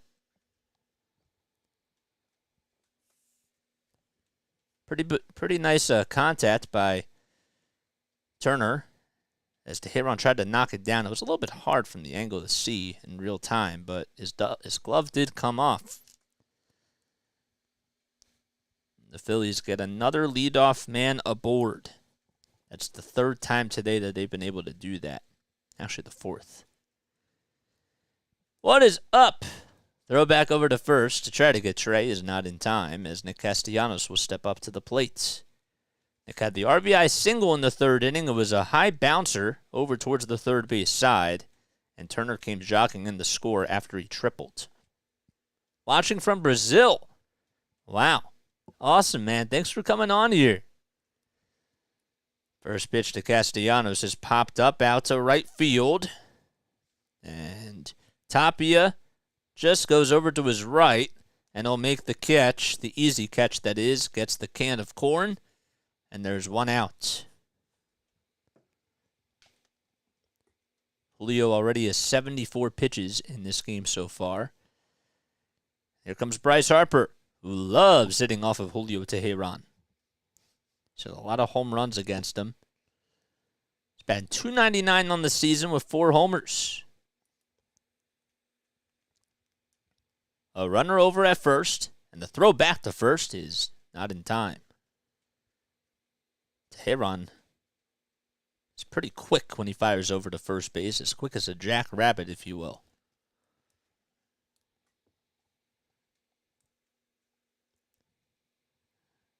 Phillies lead it 3-2. A runner over at first. We're in the bottom of the 5th with 1 out. Teheran comes set, kick steals, line drive, base hit back up the middle. And Turner will stop over at second base. Weimer plays it on 2 bounces, throws it to the cutoff man, and Bryce Harper gets on with a 1-out single back up the middle. And that puts runners over at first and second. I love that swing by Bryce Harper because he didn't try to necessarily hit for power, but he hit the ball so sharply that it just got back up the middle within a hurry. That thing was smashed. And here comes JT Realmuto to the plate. He's hitting .245 with 11 home runs and 37 RBI. So for 1 today, though, he did walk. Teheran comes set, kick, steals, and it's outside. You're from Ireland. Wow, thanks for coming on here, guys. We have somebody from Brazil and somebody from Ireland. We love you all. We love the world, man. Good vibes from the world. Runners at first and second. The 1-0 just outside by Julio Teheran as he just missed. Turner at second, Harper at first. Phillies lead it 3-2. They were up 3-0, and Nola had a perfect game going until the top of the 5th. 2-0 pitch, swing and a miss.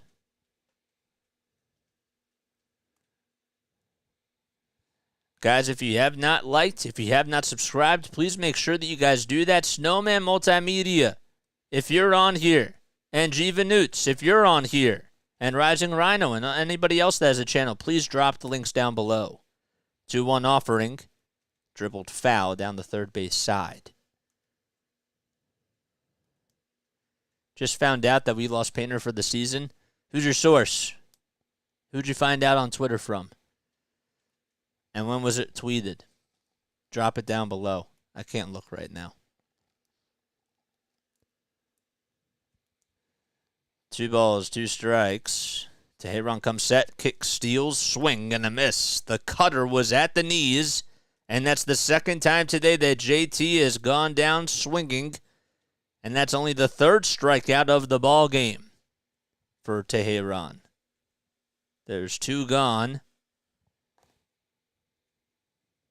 I believe Craig Counsell's going to go out there, and Julio's day is going to be done. Trevor McGill, who just got called up for Wade Miley, who went back on the injured list, unfortunately, with some elbow inflammation. He will come into the game as Counsell will pull the plug, and we have a pitching change. Runners still over at first and second with 2 outs in the bottom of the 5th inning. Phillies will be back in just a few moments. It's in the MLB app.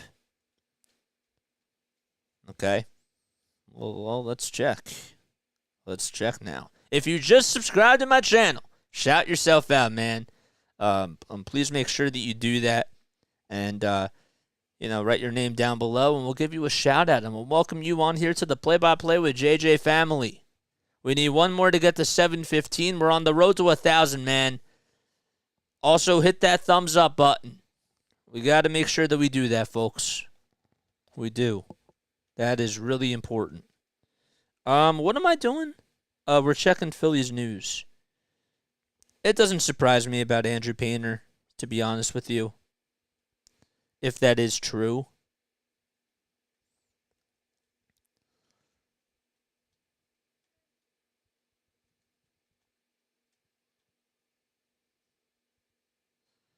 Caleb, thanks for subscribing, man. I appreciate it.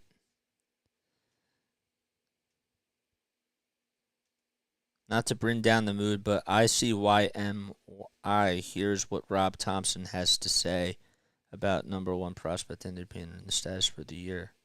He said that we're going to be very careful. He's not ruled out for the season. That was according to NBC Sports, and they recorded his press conference. So if MLB, the app posted it, that's wrong. That's why I always have to say, what's your source? Yes, Fisherman Sam says, be right back. Just hit that button. What's up, Gabriel? Thanks for coming on here, man, and thanks for subscribing to the channel. It means a lot to me. Sorry, I was just putting on notifications and I unsubbed. Sorry. No, you're good, dude. Trevor McGill will come in as Julio Teheran's day is done, but the runners over at first and second are still his responsibility. Stott is 1 for 2 today. He doubled in the second, and he has runners over at first and second for the second time today.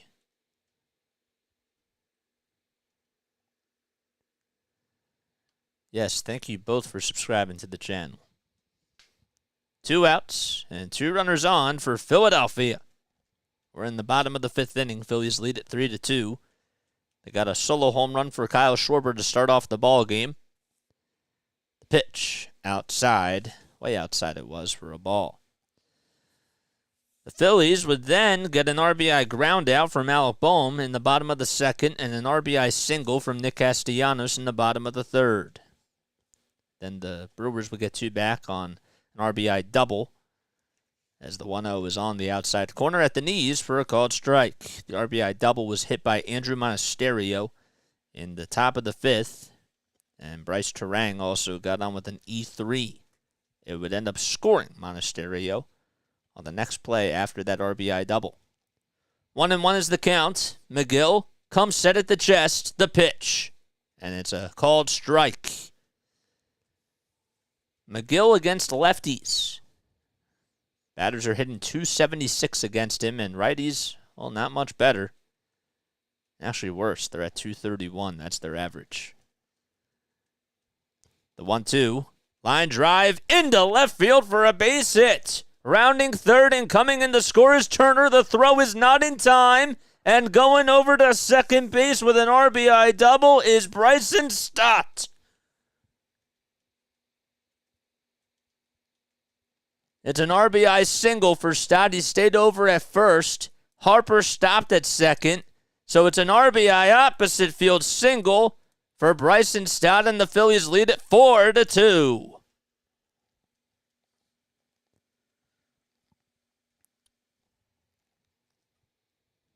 Well, Counsell not happy with himself as McGill gave up the big single. Here's Boehm, who takes a 100-mile-per-hour fastball at the knees for a called strike. Alec is 1 for 2 today. He singled in the 4th and also had an RBI groundout as well. 2 productive at-bats for Boehm. Harper at second, Stott at first. From one Las Vegas native to another. McGill thought about throwing it back to second base, but decided not to. JJ, weird question. What's your favorite breed of dog? I'll get to that in a sec. The 0-1, it's at the knees on the inside corner for a called strike. They all taste the same to me, says Larry. Oh my gosh, Larry, you're insane. You're so funny. You are. 0-2 is the count to Boehm. McGill looks back at second, then back to home plate, back to second again, back to the plate, then the pitch. Fly ball out to right field, and it's fouled off, and it'll go out of play. My favorite breed, well, I have a golden doodle, so I like golden retrievers. I honestly like almost any breed of a dog. But who do I think, or what breed would be mine? I like German Shepherds. They're really cool. I like Jack Russell Terriers. I don't know. They're all cool. Give me a tough question. 0-2 is the count. 2 runners on base. 2 outs in the bottom of the 5th. Phillies lead at 4-2. The pitch. It's outside and low, and it gets away from the catcher, and the runners will advance to second and third. Harper goes to third. Stott goes over to second on the wild pitch thrown by McGill.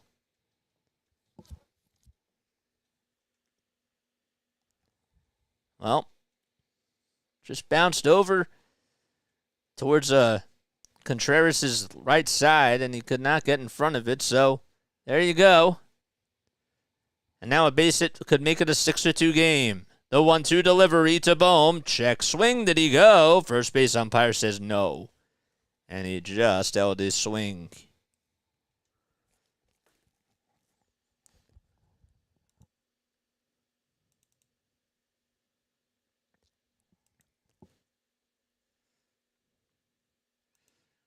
Bohm batting .282 on the season with 9 homers and 58 RBI coming into the game. The pitch, the 2-2. Grounder hit over to the first base side. And Miller will just go over to his right, win the race to the bag, and that'll do it. The Phillies do get another run, though, on an RBI opposite field single by Bryson Stott, and they lead it 4-2 as we head to the top of the 6th inning. Excuse me. All right, I will be right back, guys, in just a few moments. Please hit that like button and please hit that subscribe button. All right, please do that while we're gone, and turn on those notification bells too, so that way you know when I go live or when I upload. Let's get to the 30 mark, all right? We have to get to the 50 mark. We have 38 people on here. We got 28 likes. Come on, guys. We got to make sure that we get that number up. All right, see you soon. All right, see you very, very soon.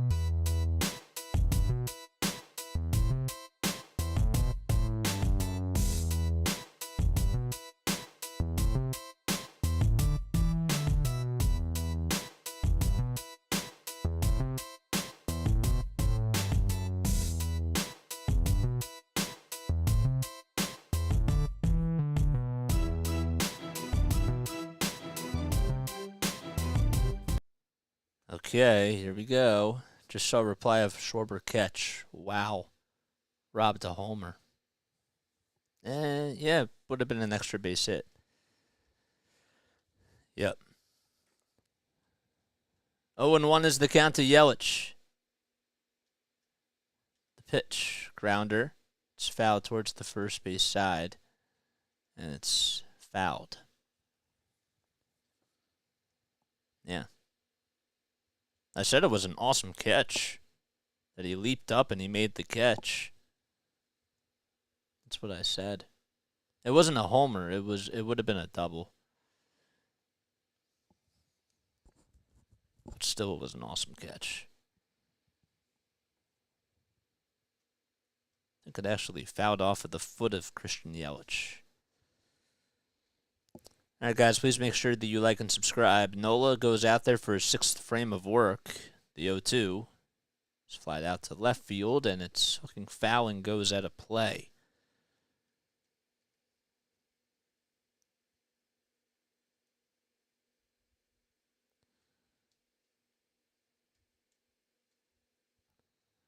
No balls, 2 strikes to Christian Yelich, who takes the next pitch up high and outside. Yelich is batting .309 against the Phillies in his career. He's played them 90 times. And he has 112 hits, 14 homers, 50 RBIs, and 80 runs scored. 60 runs scored, actually. The pitch. Downstairs. And the count is 2-2. Let's like it on replay. Wait, you saw the replay? 2 balls, 2 strikes. The next pitch. Fly ball hit out to center field. Marshall on the run, though, towards his left side, and they'll make the catch. And there's one away.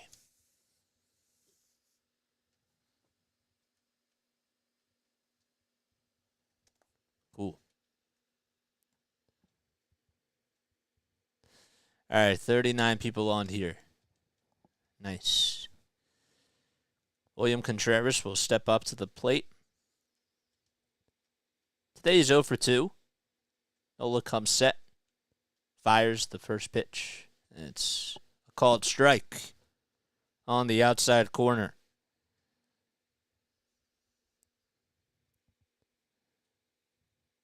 How about 67 pitches by Nola so far? The 0-1, swing and a miss.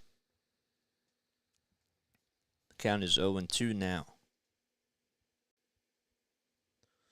Nola against the Brewers is 5-1 with an ERA of 2.28 and 70 strikeouts in 10 appearances.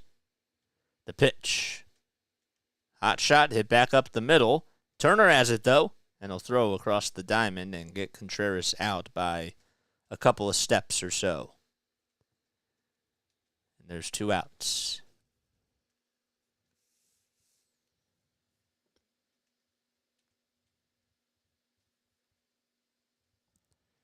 Adames, who struck out twice against Nola, will step up to the plate. Nola comes set again at the belt. The pitch inside for a ball.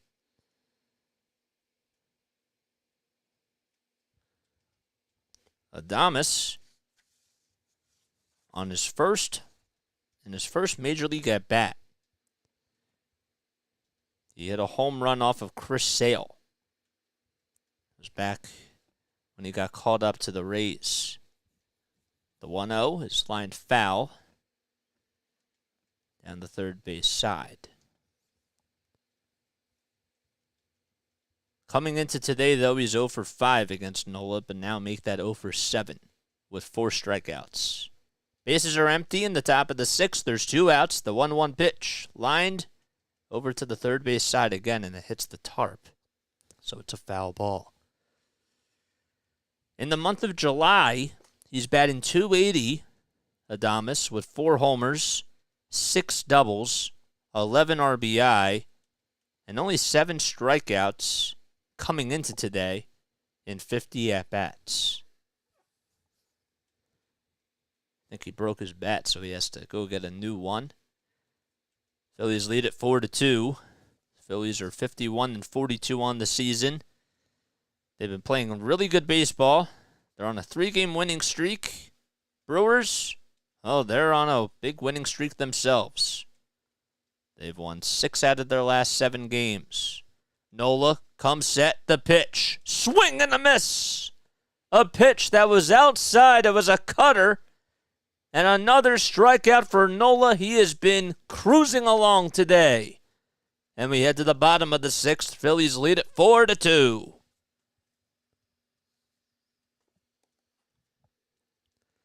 No, you're good, man. You're totally good. All right, let me take a quick step off. I will be right back. See you soon.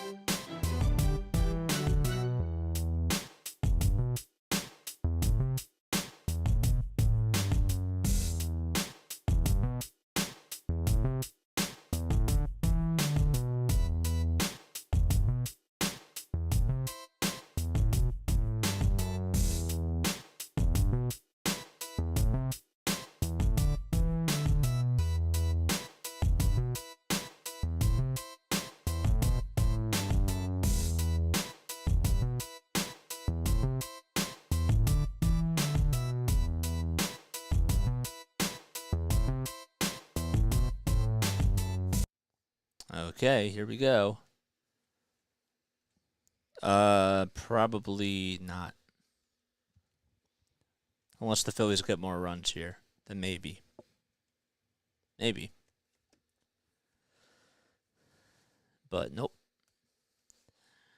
Well, we head to the bottom of the 6th inning. In case you're just tuning in, my name is Jason Joseph. This, of course, is Play-by-Play with JJ. I hope you're all having yourselves an awesome day.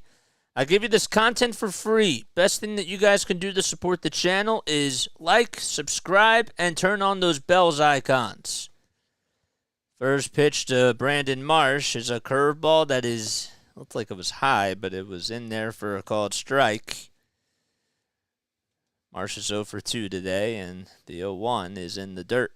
It's thrown by McGill, who's out there for his 2nd inning of work. Marsh in the month of July has 4 RBI. He's batting .294 with 10 hits and 34 at-bats. Bases are empty as he leads off the bottom of the 6th, and he takes the 1-1 inside for a 2-1 count.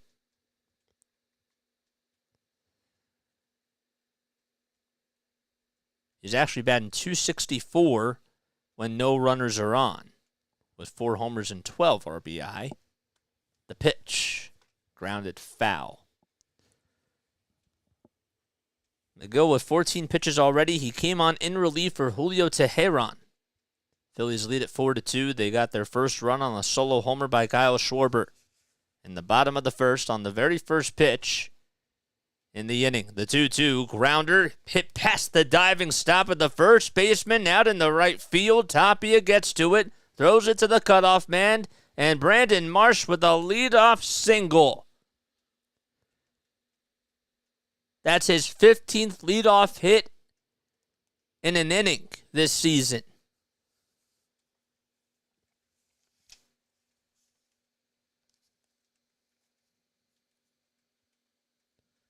Good piece of hitting, and Derek Hall is due up next.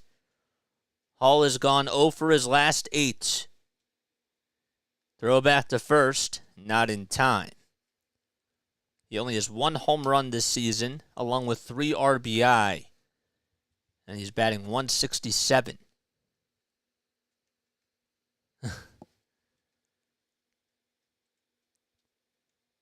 McGill comes set, kicks, fires, swing and a miss.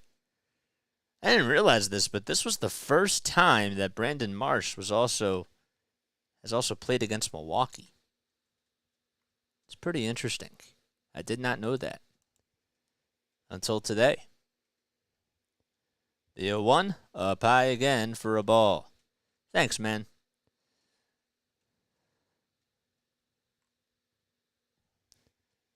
The count is 1-1. We're in the bottom of the 6th inning. I hope you're all having yourselves a great night so far.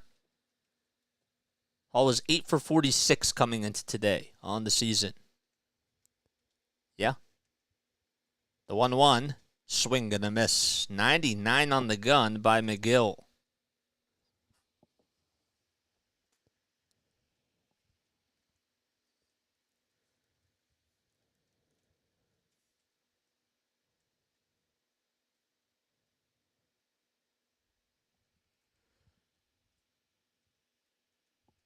Throw back to first, not in time. So Trevor McGill was drafted by the San Diego Padres in the 7th round of the 2015 MLB Draft. He's 29 years old. He has a 6-5 overall record. And the 1-2 is on the outside corner, called strike 3. 100 miles per hour on the gun for McGill, and Derek Hall strikes out once again.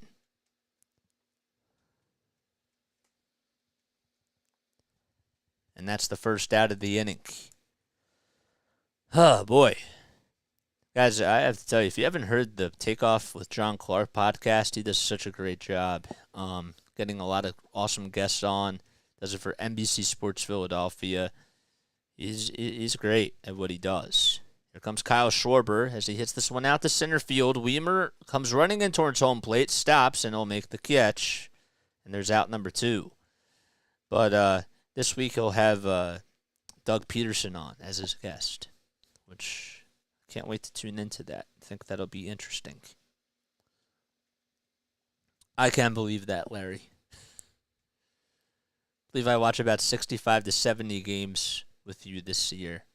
Aw. I appreciate that. So Abner Uribe is going to come in as Craig Counsell is going to take the baseball away from McGill. And Uribe will come in to pitch for Milwaukee as we have a pitching change. The Phillies will be back in just a few moments. Guys, please make sure that you like. Please make sure that you subscribe. Get those thumbs up buttons up. Did we just pass the 30 mark yet? We just passed the 30 mark. We have 37 people on here. That means that 6 of you have not liked this cast yet. Please spread the word. All right? Please, let's get more and more people to come on here. I want to get to the 7:15 mark. I seriously want to just keep pushing this out here. That's why we're coming up with content. That's why we're trying to reach out to so many audiences because, you know, we just want to get more and more people to subscribe. If you guys like this content, that's what we do. Try to do as many things as we possibly can, even though we're juggling a lot right now. Without JJ, I wouldn't have caught any Phillies games this year. I appreciate that. It's a lot of fun having you guys on here. I truly do mean that from the bottom of my heart. You know, I really do enjoy it, and I think I understand that this is how broadcasting is going to be in the future, and I have to jump on it now. I'm getting my reps doing this. I don't need a color commentator, guys. You guys are my color commentators. You guys are my audience. I still would love to collaborate with people and do a couple of innings of work with some, YouTubers on here too, or, just call some games with others, but that won't be for Phillies. It won't be for Sixers. It'll just be for other types of games. So, Larry says that he's colorful. Larry, you do a good job at providing a lot of information, though, in all seriousness. You do. Sometimes, I forget what I was going to say. But Abner Uribe, well, he's going to come in to pitch for Milwaukee. His last outing, he went 2 innings. He allowed 2 hits as the first pitch is fouled off by Trey Turner.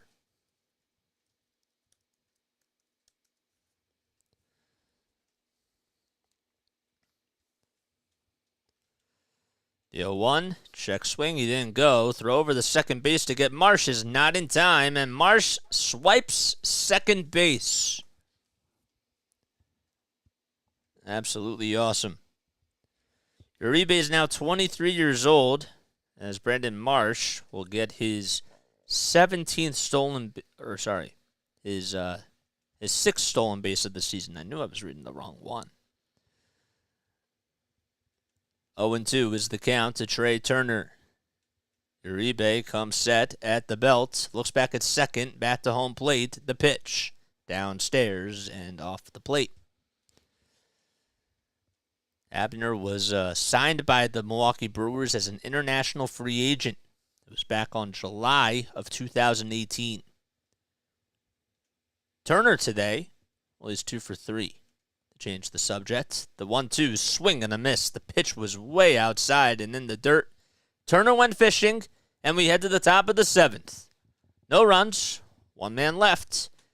The Phillies lead it 4-2 as we head to the top of the 7th. Okay. Good.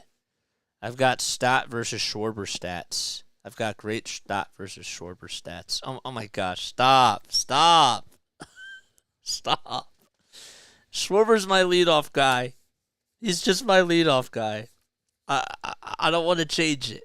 He's hitting really well right now, and the Phillies are winning games, and that's all I care about. That's it. All right. So, guys, it is time for our Phillies trivia question of the day. Okay. Well, did we just lose it again? There it is. Okay. So this one I think is an easy one. More of an easier one, actually. Because it's just easy to guess. Okay. So yesterday marked the longest Phillies game when it comes to innings. Okay? It was in 1918 on yesterday's date. The Phillies beat the Cubs. They won by a score of 2-1. How many innings did that game last? Okay, that's the question. That's the question. How many games did that game last in 1918 when the Phillies beat the Cubs 2-1? It was the Phillies' longest game in history in regards to innings. Okay? I want you to guess how many innings that was. And write your answers down below, and we'll answer the question as we go to the bottom of the 7th. But right now we're in the top of the 7th. So Nola heads out back to the mound for his 7th inning of work, and Jesse Winker is due up at the dish. And he takes a fastball upstairs for a ball. The 1-0 delivery popped up back behind, or the third base side. Bohm in foul territory. He will make the catch with his cap coming off. And there's one out. Wow.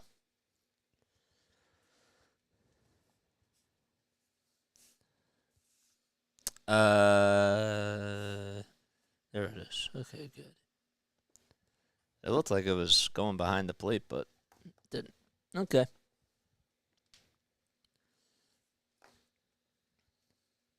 Aaron Nola has been on a whole nother level today.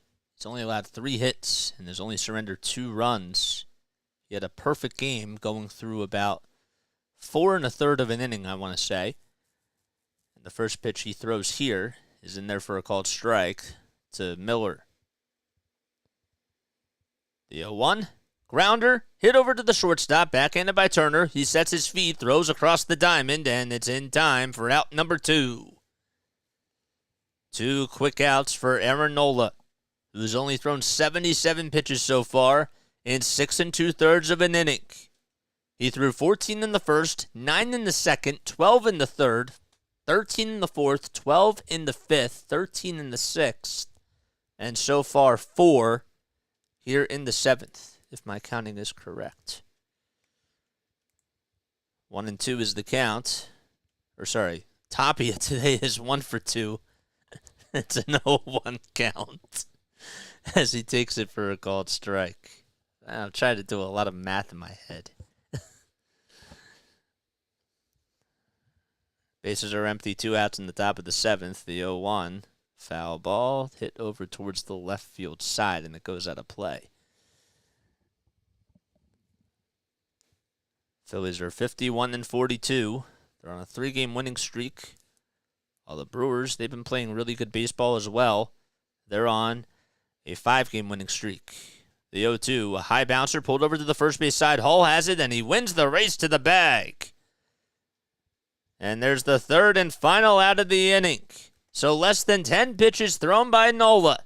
And we head to the bottom of the 7th inning. Phillies lead it 4-2 as it is stretch time at the bank.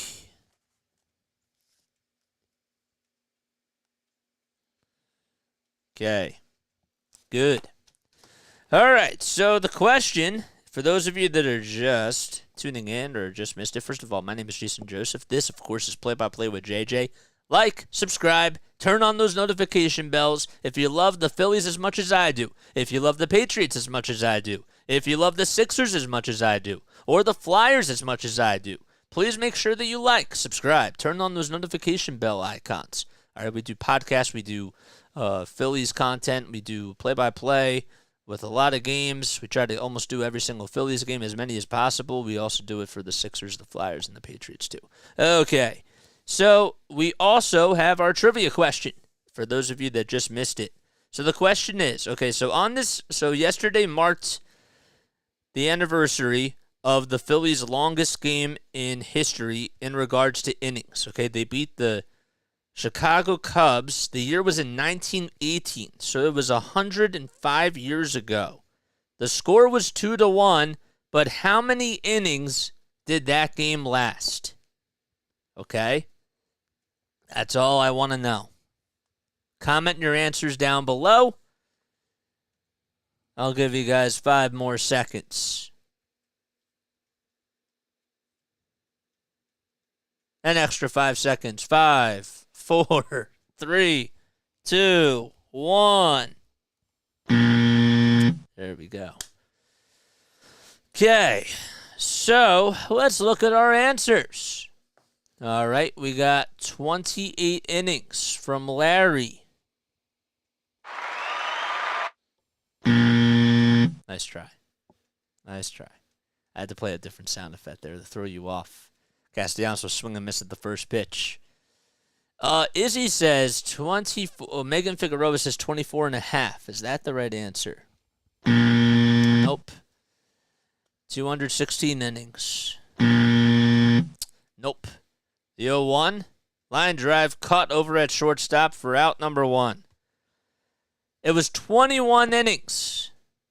So yesterday was the 105th anniversary of the Phillies playing their longest game in franchise history as they played their most innings. It was a 2-1 score. The Phillies won, and that game lasted 21 innings.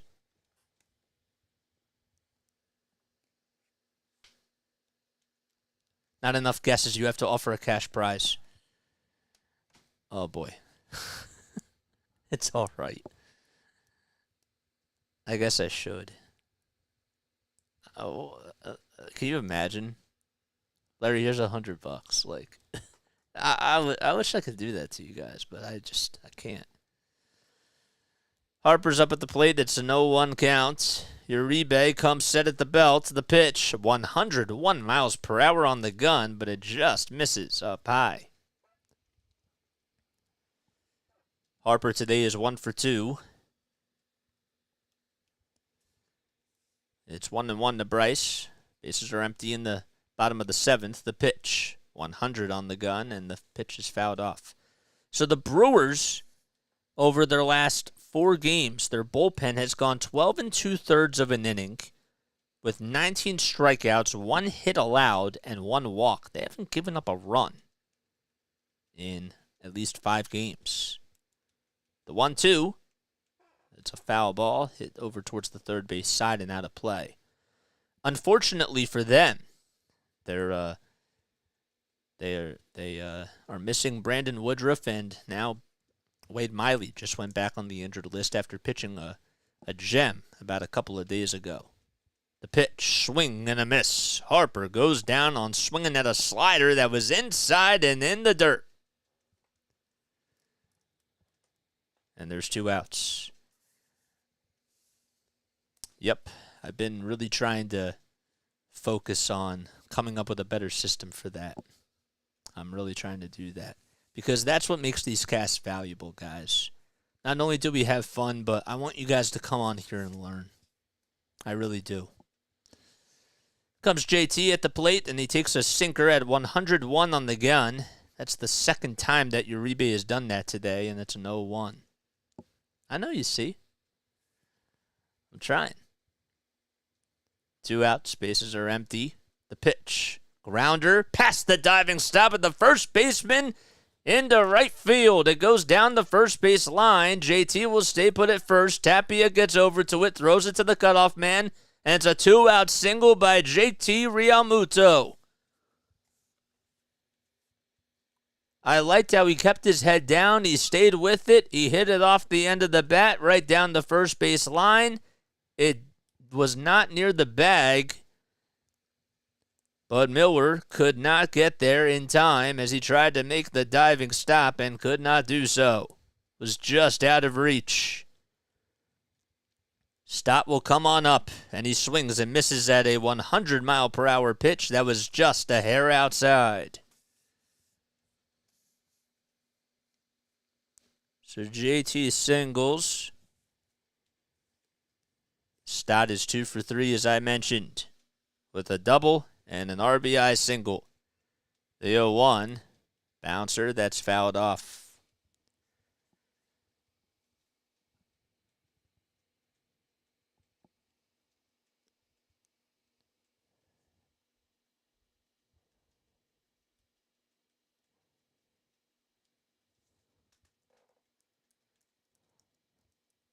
No balls, 2 strikes. Uribe comes set. The pitch just outside. Another fastball coming in at 100 miles per hour.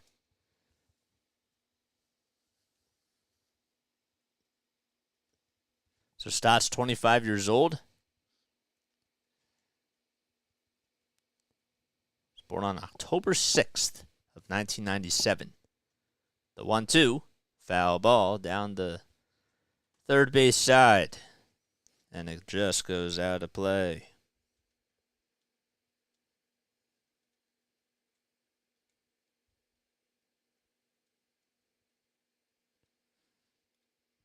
Throw back to first, not in time.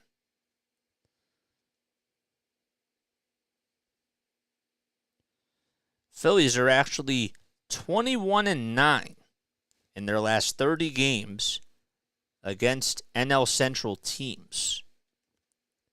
And they're also 6-4 in their last 10 games against the Brewers. 1-2 is the count to Stott. Uribe with 17 pitches in almost 2 innings of work. 8 seconds left on the pitch clock. Uribe comes set, kick, steals, grounder over towards the second baseman, and the throw over to first is in time, and the inning is over. No runs, 1 man left, and we head to the top of the 8th. Phillies lead at 4-2 against Milwaukee. Okay. So Stock grounded out to second, and now I'm starting to blank out what Harper did and what Castellanos did. Let me go back to the play-by-play. Let's go back there. I don't always like doing that during the live game, so I have to do it between innings. So Castellanos lined out the shortstop.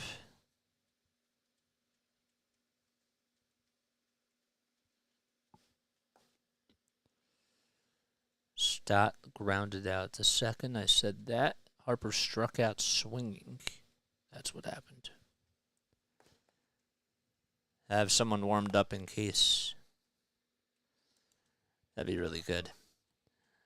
All right, guys. I hope you're all doing well. We got 39 people on here. Did we get to the 40 mark yet?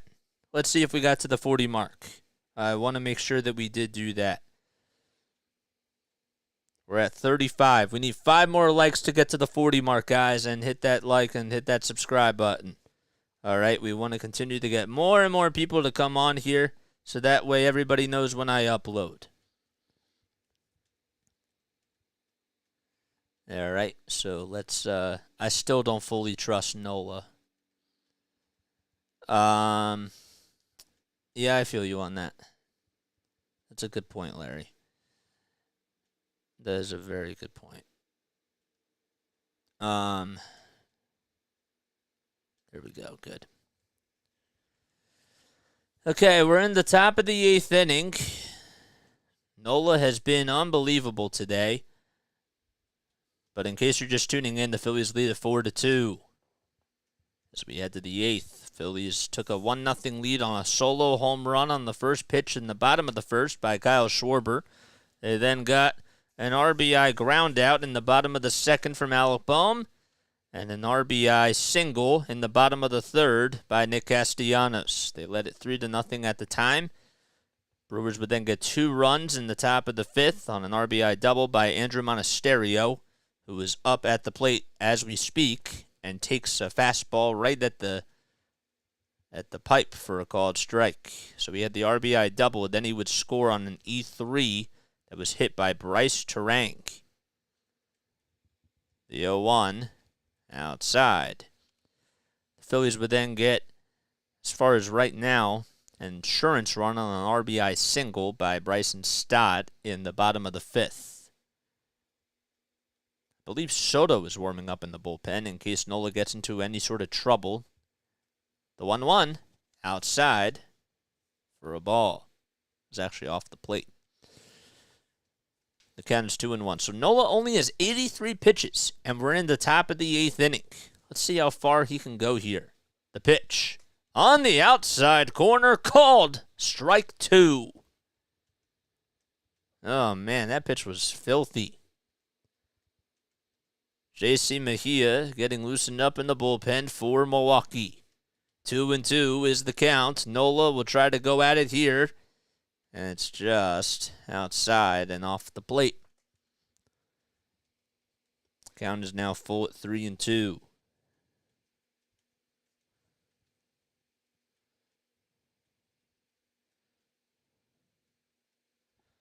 Nola comes set. The payoff pitch to Monasterio is grounded into right field for a base hit. Just got past Bryson Stott. Wouldn't have been able to make a play as it was hit over towards his left side. He was pulled over in between the first and second base bag. There's a leadoff single. It's hit by Monasterio, who was hit Nola pretty well today.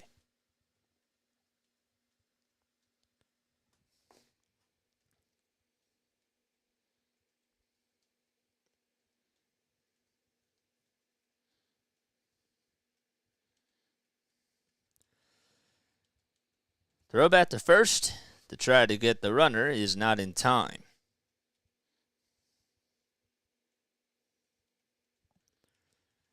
Bryce Terang up at the plate. He's 1 for 2 today with a single, which was back in the 5th, and he also stole a base. He's batting .205 with 3 homers and 18 RBI. Tying run up at the plate. Throw back to first again, not in time.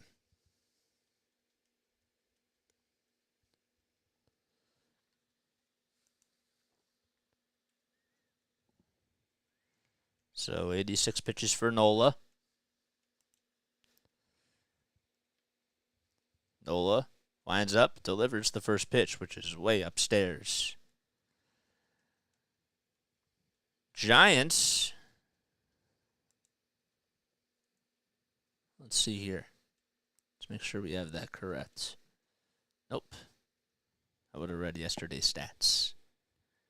The 1-0 is a knuckle curve that is right down Broad Street for a called strike. As Nola got the signs from JT, and came firing at the belt.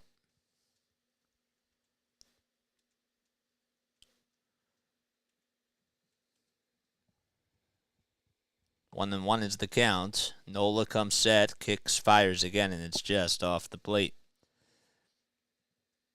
Against left-handed pitching, Aaron Nola has allowed 41 hits and 185 at-bats.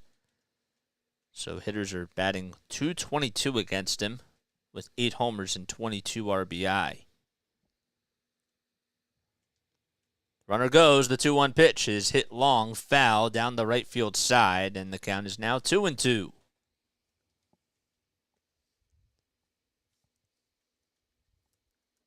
Like that pitch that Nola threw there, but now he's at the 90 mark. Nola was the 7th overall pick in the 2014 MLB draft. The 2-2, another grounder as the runner goes again, and Monasterio has to go back to first base, and he's getting his exercise. Phillies lead at 4-2 in the top of the 8th inning. A runner's over at first. The count is 2-2. Nola was actually roommates with Alex Bregman when he was at LSU. Of course, Alex Bregman on the Houston Astros has had a pretty good career so far. The pitch, line drive into center field for a base hit, and Marsh gets over to the baseball. Monasterio goes jogging into second base. The throw is cut off, and Rob Thompson, well, let's see if he'll make a move here. There's nobody out, and runners at first and second in the top of the 8th.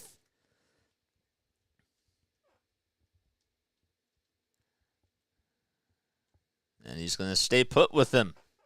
Interesting.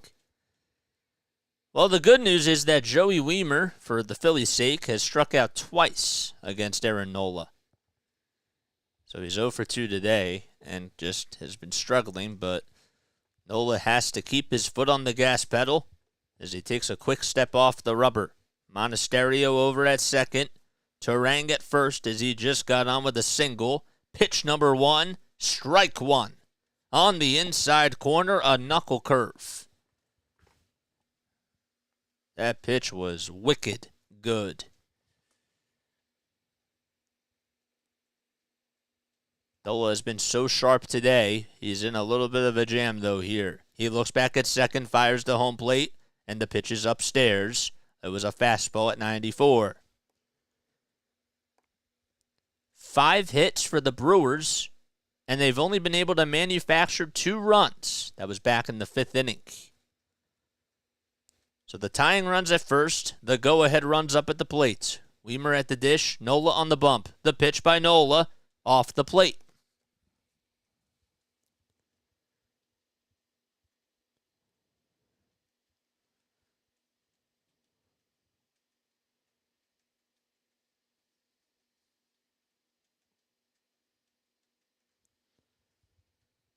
Two balls, 1 strike.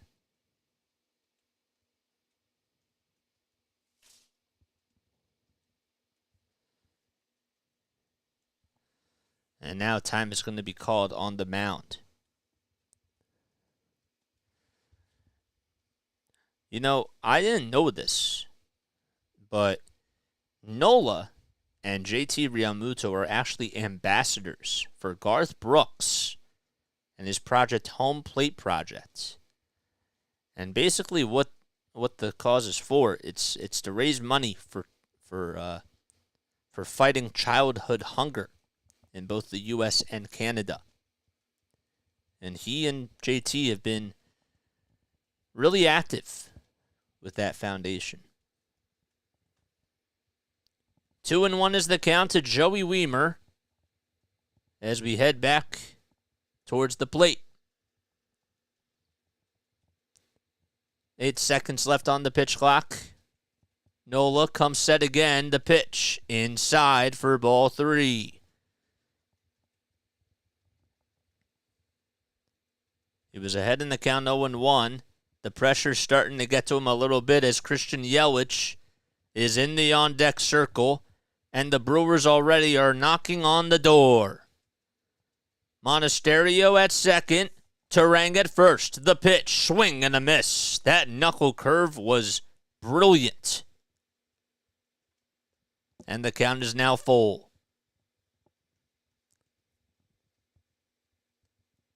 97 pitches for Nola. 3 more than he gets to the century mark. 5 seconds left on the pitch clock. Nola looks back at second, the payoff pitch. Grounder, pulled over to shortstop. This could be 2. The throw was high to second, but it's in time, and the throw over to first is not in time. I wonder if Council's going to review this to see if the runner was out at second for sure. Turner's throw was a little bit high, but Bryson Stott did a really good job at trying to keep his foot on the bag. Let's double check, though, to see if he did. Right now, it's a 6'4 fielder's choice. He did. He kept his tippy toe right on the bag. And there was just no chance that they were going to get Weimer out at first with the speed that he provided. And now Rob Thompson's going to come in, and that's going to be it for Aaron Nola. So they wanted to try to have him face Weimer because he struggled against him today, and now they want to go with a lefty on lefty as Christian Yelich is coming up to the plate. A standing ovation from Citizens Bank Park from the fans for Aaron Nola, as he was sensational today. The runners at first and third are still his responsibility, and Soto will come on in. Okay. Stott was Turner's bacon. Yep, exactly. Yeah, I didn't know that. I just found that out today. Alrighty, guys. Hit that thumbs up button. Hit that like button, which is the same thing as the thumbs up button, and make sure that you subscribe. Man, come on. We gotta get to 40 likes, man. We gotta get to 40. We're at the 36 mark. We got 46 people on here watching. What are you guys waiting for? Congrats for hitting 700 subs. I hope to do that this week. Thanks, Snowman. Guys, please make sure that you go subscribe to Snowman Multimedia's channel. I mean that from the bottom of my heart. He's been really doing an awesome job. And, I appreciate everything. So, I really do. Snowman, drop your link down below. You know the drill. There you go. I didn't even have to say anything. Every time you come on here, Snowman, just feel free to drop that link. First thing I want to hear from you besides a hello is just to drop the link, because you can totally do that. Yes, also go support the hashtag Snowman Stadium Tour. Please make sure that you guys go do that. It's an incredible hashtag, and we got to get Snowman to all the ballparks out there. We do. And it's a great charity as well. All right, let's get to the 40 mark, everybody. So Gregory Soto will come in to pitch against Christian Yelich. This is the matchup that we've all been waiting for. Lefty on lefty. The first pitch to Yelich is downstairs and outside for a ball. Yelich, with runners in scoring position, is batting .293 with 2 homers and 32 RBI. 1-0 is the count. Soto comes set at the belt, looks back at first, fires to home plate. The pitch just misses. Oh, man. Oh, boy. And now the count is 2-0. Yelich is also 1 for 4 lifetime against Soto with 2 strikeouts. A big pitch here. Here it is. A bouncer hit over to the first base side. It's just foul, though. Just bounced foul. Yelich is 0 for 3 today. He's grounded out to Nola to start off the ball game. Also flew out to left field. Was back in the 4th and lined out to center. Runners at the corners. Phillies lead at 4-2. We're in the top of the 8th, 1 out. The pitch. Grounder, pulled over to the first base side. Stott has it, throws over the second for 1, and that's all that they're going to get. That's going to go down as a 4-6 fielder's choice RBI ground out as Monasterio comes in to score, and it's now 4-3 Philadelphia. Stott made the smart play by trying to get one of the big runners out. There was no chance that he was going to get Monasterio out at the plate, but Yelich is aboard with an RBI fielder's choice ground out. What's up, Frankie? How we doing? We're here, man. Let's go. All right. And now Contreras comes up. He hits a high bouncer over to the second base side. Stott's just going to tag the bag, and Yelich is out. And we head to the bottom of the 8th inning as the inning is over. The Brewers do get a run, though, on an RBI fielder's choice ground out by Christian Yelich. And we head to the bottom of the 8th. Phillies lead it, though, 4-3. The run also does get charged to Aaron Nola, mind you.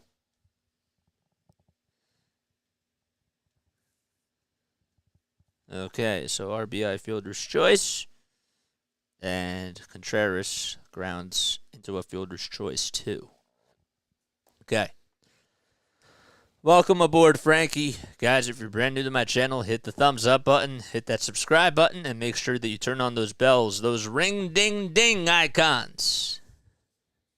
We like to ring doorbells on here. Every time you come in, you got to ring the doorbell and introduce yourself. Hi, my name is Larry. Larry, what's up? Come on in, Larry. How you doing? Oh, my name is Snowman. Snowman, what is up? Thanks for coming on here. Be sure that you introduce yourself. I think that that's what ringing the bell should be. You guys should get notified, but, ringing the bell should also be you know what? We're coming on here to support JJ. Hi, JJ.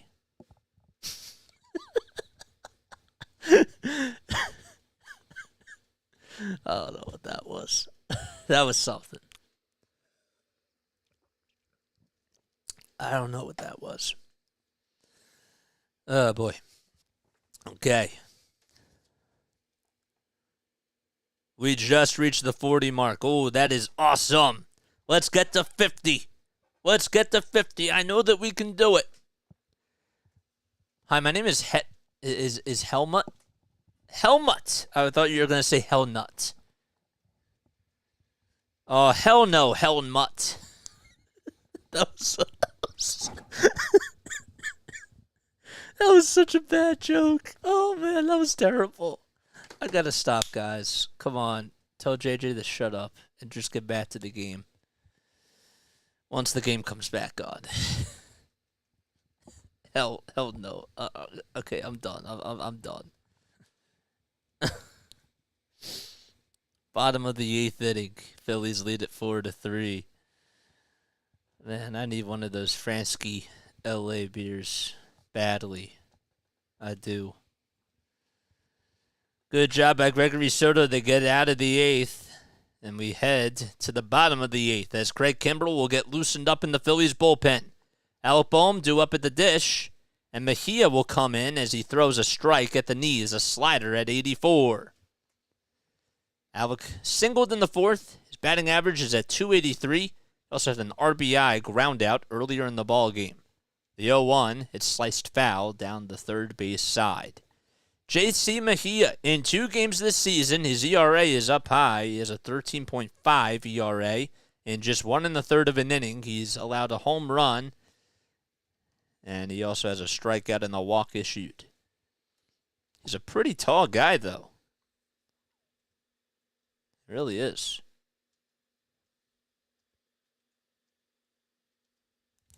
0-2 is the count. The pitch downstairs and outside.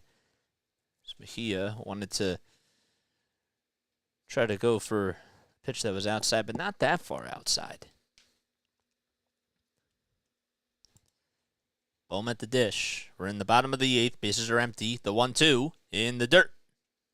Mejia tried to come set at the belt, but the sinker was below the knees.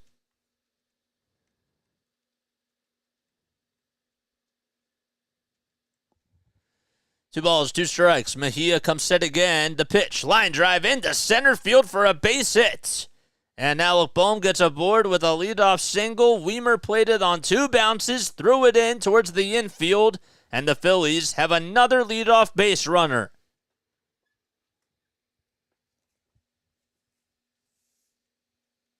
I like that piece of hitting, too, by Boehm. He took a fastball on the outside corner and just poked it out into right center field. Maybe not poked, but hit it on a line pretty sharply, but put it in a good spot. If you just subscribed to my channel, thank you so much. What is up, Eric? Thanks for subscribing, man. Go Birds and go Phils. I feel you, man. First pitch bunted down the third base side, and it's fouled off. So Marsh is 1 for 3. Boehm has to go back over to first. Mejia with 6 pitches already in this bottom of the 8th inning. Phillies lead at 4-3. Craig Kimbrell getting loosened up in the bullpen, and they'll try to close the door if it is a save situation. The 0-1. Swing and the miss.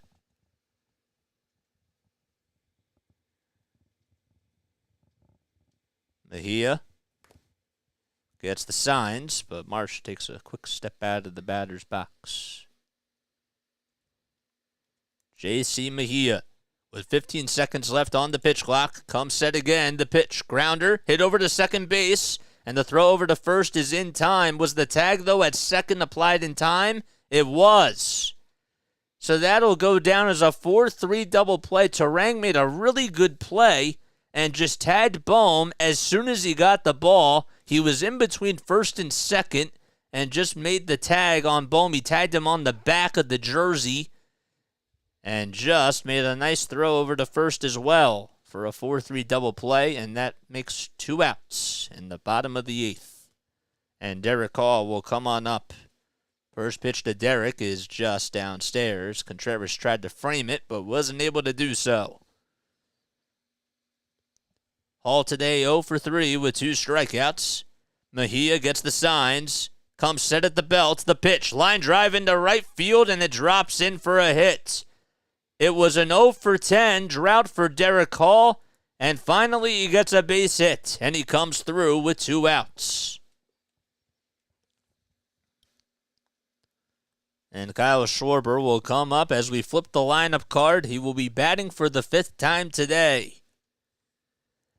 Edmundo Sosa will also come in to pinch run for Derek Hall as his day is done, so he goes 1 for 4.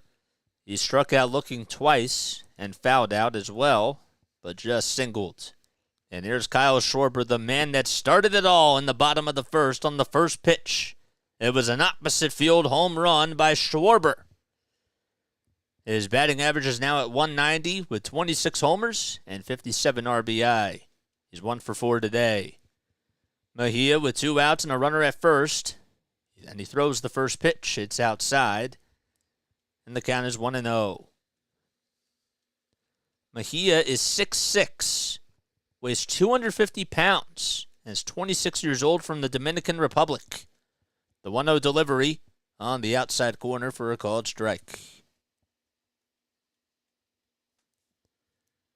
So the count is now 1-1.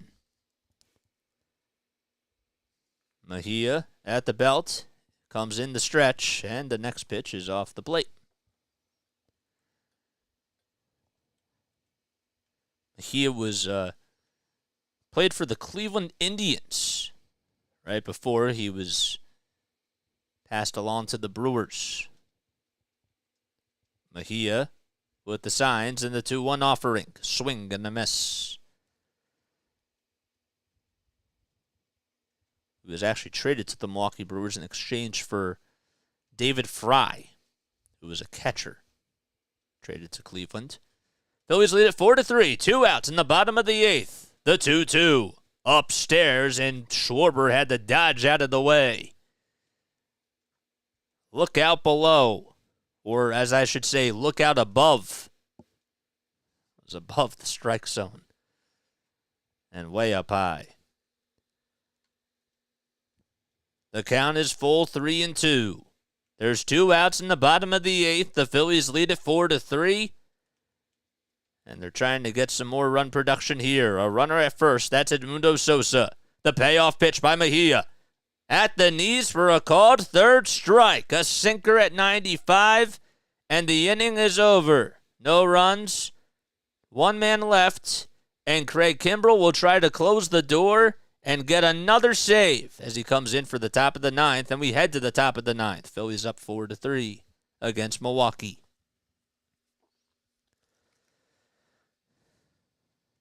Okay. Cool. Great stuff, JJ. We're on the ball today. Kimbrell time. How does that feel to say that? Feels so good. All right, guys, if you have not hit that like button already, let's get to the 50 mark. Let's get to the 50 mark. We need 6 more. 6 more to get to 50. We have 3 people on here that haven't subscribed already. What are you guys waiting for? Hit that thumbs up button, man. Make sure that we do that as we head to the top of the 9th. What time did we start? We started at, 6:40, so we're less than 3 hours, so that's great. Okay, good. We got 38 people. My name is Jason Joseph. This is Play-by-Play with JJ. I hope you're all having yourselves a great day, and I hope that you're all doing well. All right, please make sure that you like, subscribe, and turn on those bells icons as well. I didn't think I'd be saying that when they signed him. I can't believe it, too. I trust him. This Phillies bullpen has been unbelievable. They're down Sir Anthony Dominguez and Jose Alvarado, and, Junior Marte, I can't trust Junior Marte, but, Jeff Hoffman's been doing pretty good over his last couple of outings, and Craig Kimbrell has been the guy. Are you going to any games this year? I'm going to try. I am going to try. I really do, and I mean this, I really would like to try, one game where we actually get to go. And I have a little mixer with me so I can, I'm going to find a way. I am going to really try to find a way. All right, top of the 9th inning we go. Craig Kimbrell will try to come in and close the door. In 41 games, he's 15 for 15 in save opportunities. Trying to go 16 for 16. He has 59 strikeouts and 39 innings of work. 16 walks allowed. Opponents are hitting 163 against Kimbrell, and he'll have to face 3, 4, and 5. Adames, Winker, and Miller. Phillies lead it 4-3. As we head to the top of the ninth, we have a green, white, and a red bell out in right center field. It is nighttime, 9:12 p.m. Eastern Time to be exact. Kimbrel comes set, kicks, fires the first pitch. Line drive caught by Stott. He makes the sliding catch back up the middle.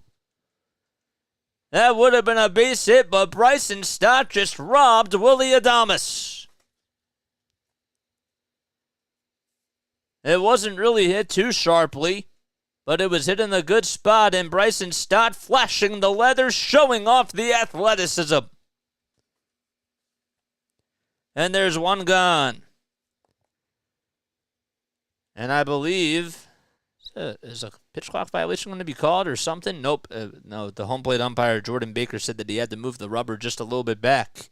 Jesse Winker's due up. He's 0 for 3 today. And only one pitch thrown by Kimbrel. Here's the second one. It's a called strike on the outside corner. And the count is 0-1.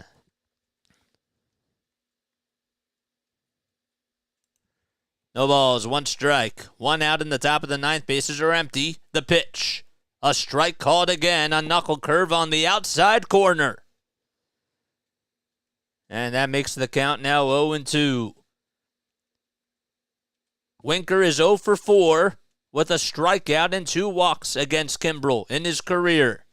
Kimbrel trying to make him 0 for 5. The pitch. Ground ball pulled over to the first base side, and it's bobbled by Bryson Stott. It goes out in the right field, and that's going to go down as an E4.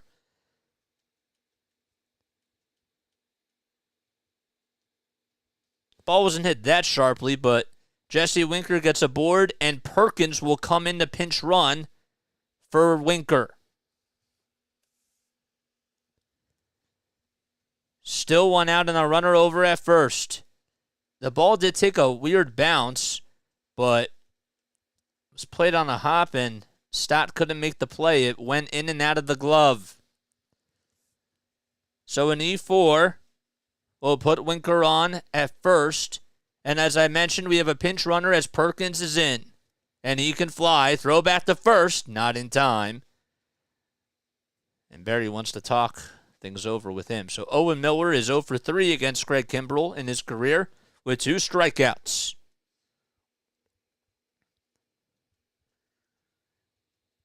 First pitch in this at-bat is fouled back towards the screen. Aaron Nola did a pretty good job today for the Phillies. He went about 7 1/3 of an inning or so. He had a perfect game going through almost 5 innings of work. Phillies lead it 4-3 in the top of the ninth. A runner over at first, 1 out, the 0-1, just off the plate. And the count is now 1-1.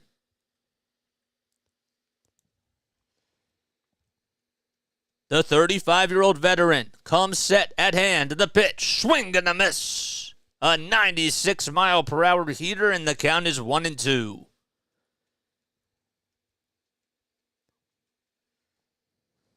From Huntsville, Alabama, and he's trying to hunt for a strikeout here. Or better yet, a double play. Throw back to first. It gets past Bohm, and going over to second base is Perkins. Bohm gets over to the ball, and Perkins gets in there safely without a throw, and that error is going to be charged, I believe, to Craig Kimbrel. So that gets rid of the double play ball. And now a runner's at second. The count is 1-2. Let's see. Yep, the throw was the throw was way down low. Bohm should have had that, though. It wasn't the best throw, but Bohm could not make the play. His glove was pretty close to it. But the count is 1-2. A big pitch coming up here. Here it is. It's outside and high. And the count is even now, 2-2.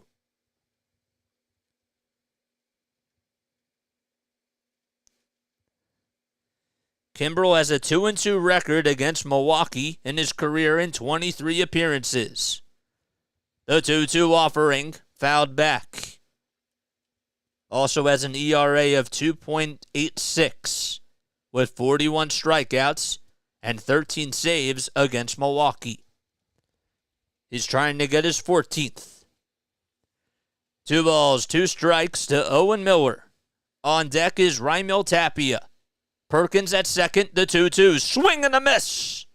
JT tags him, and Miller is down on strikes. A big strikeout for Kimbrel, and there's 2 away.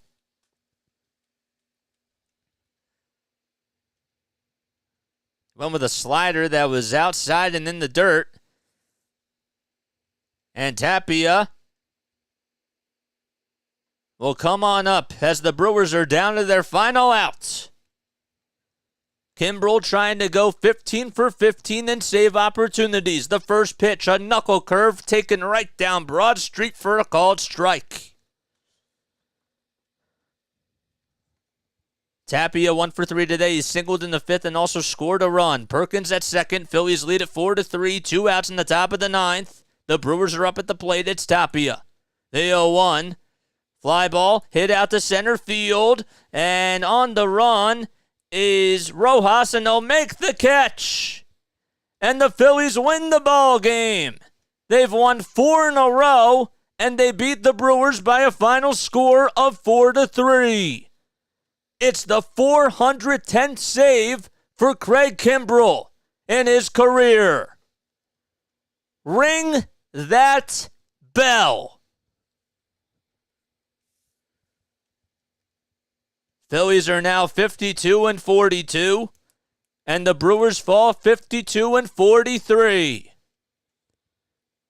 It got pretty dicey at the end.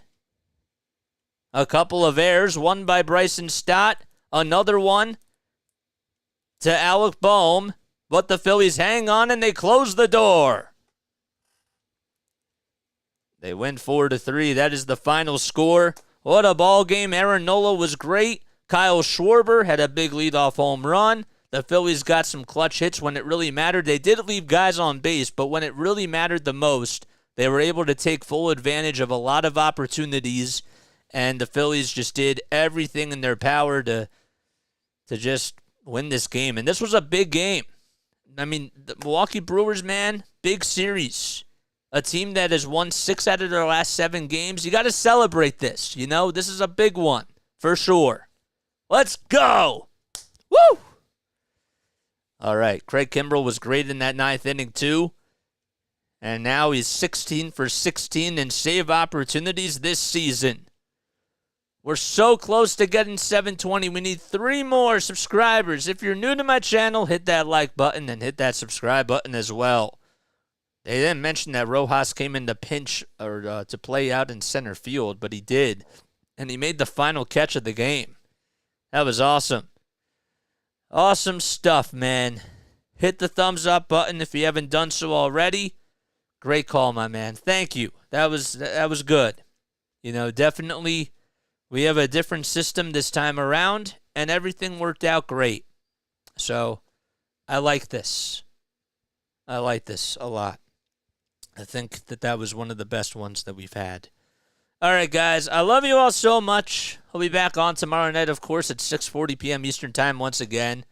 We need 3 more likes to get to that 50 mark. I'm going to give myself one right now because you know what? Why not? I got to give myself a little pat on the back. I don't usually like to do that, but tonight I think we deserved it. All right? 2 more, that means. All right, 2 more to get to 50. I love you all so much. I'll catch you all in the next one. Lila Tov, everybody. Good win for the Phillies. All right? One last thought from you guys down below. I'll read a couple of comments. Night, my guy. 1 more till we get 50. Oh, boy. All right, cool. Eric, thanks for coming on here. Thanks for being a part of Play-by-Play with JJ and for joining the family, my guy. I appreciate it so much. I really do. You can like yourself? Yeah, you can. You can hit the thumbs up button for yourself, technically. I mean, it doesn't really help the algorithm or that type of thing, but yeah, you can do that. I should actually try to hang on here for like a little bit after the game so that, you know, I know that some people like to join in, like, pretty at the last minute. How'd you forget?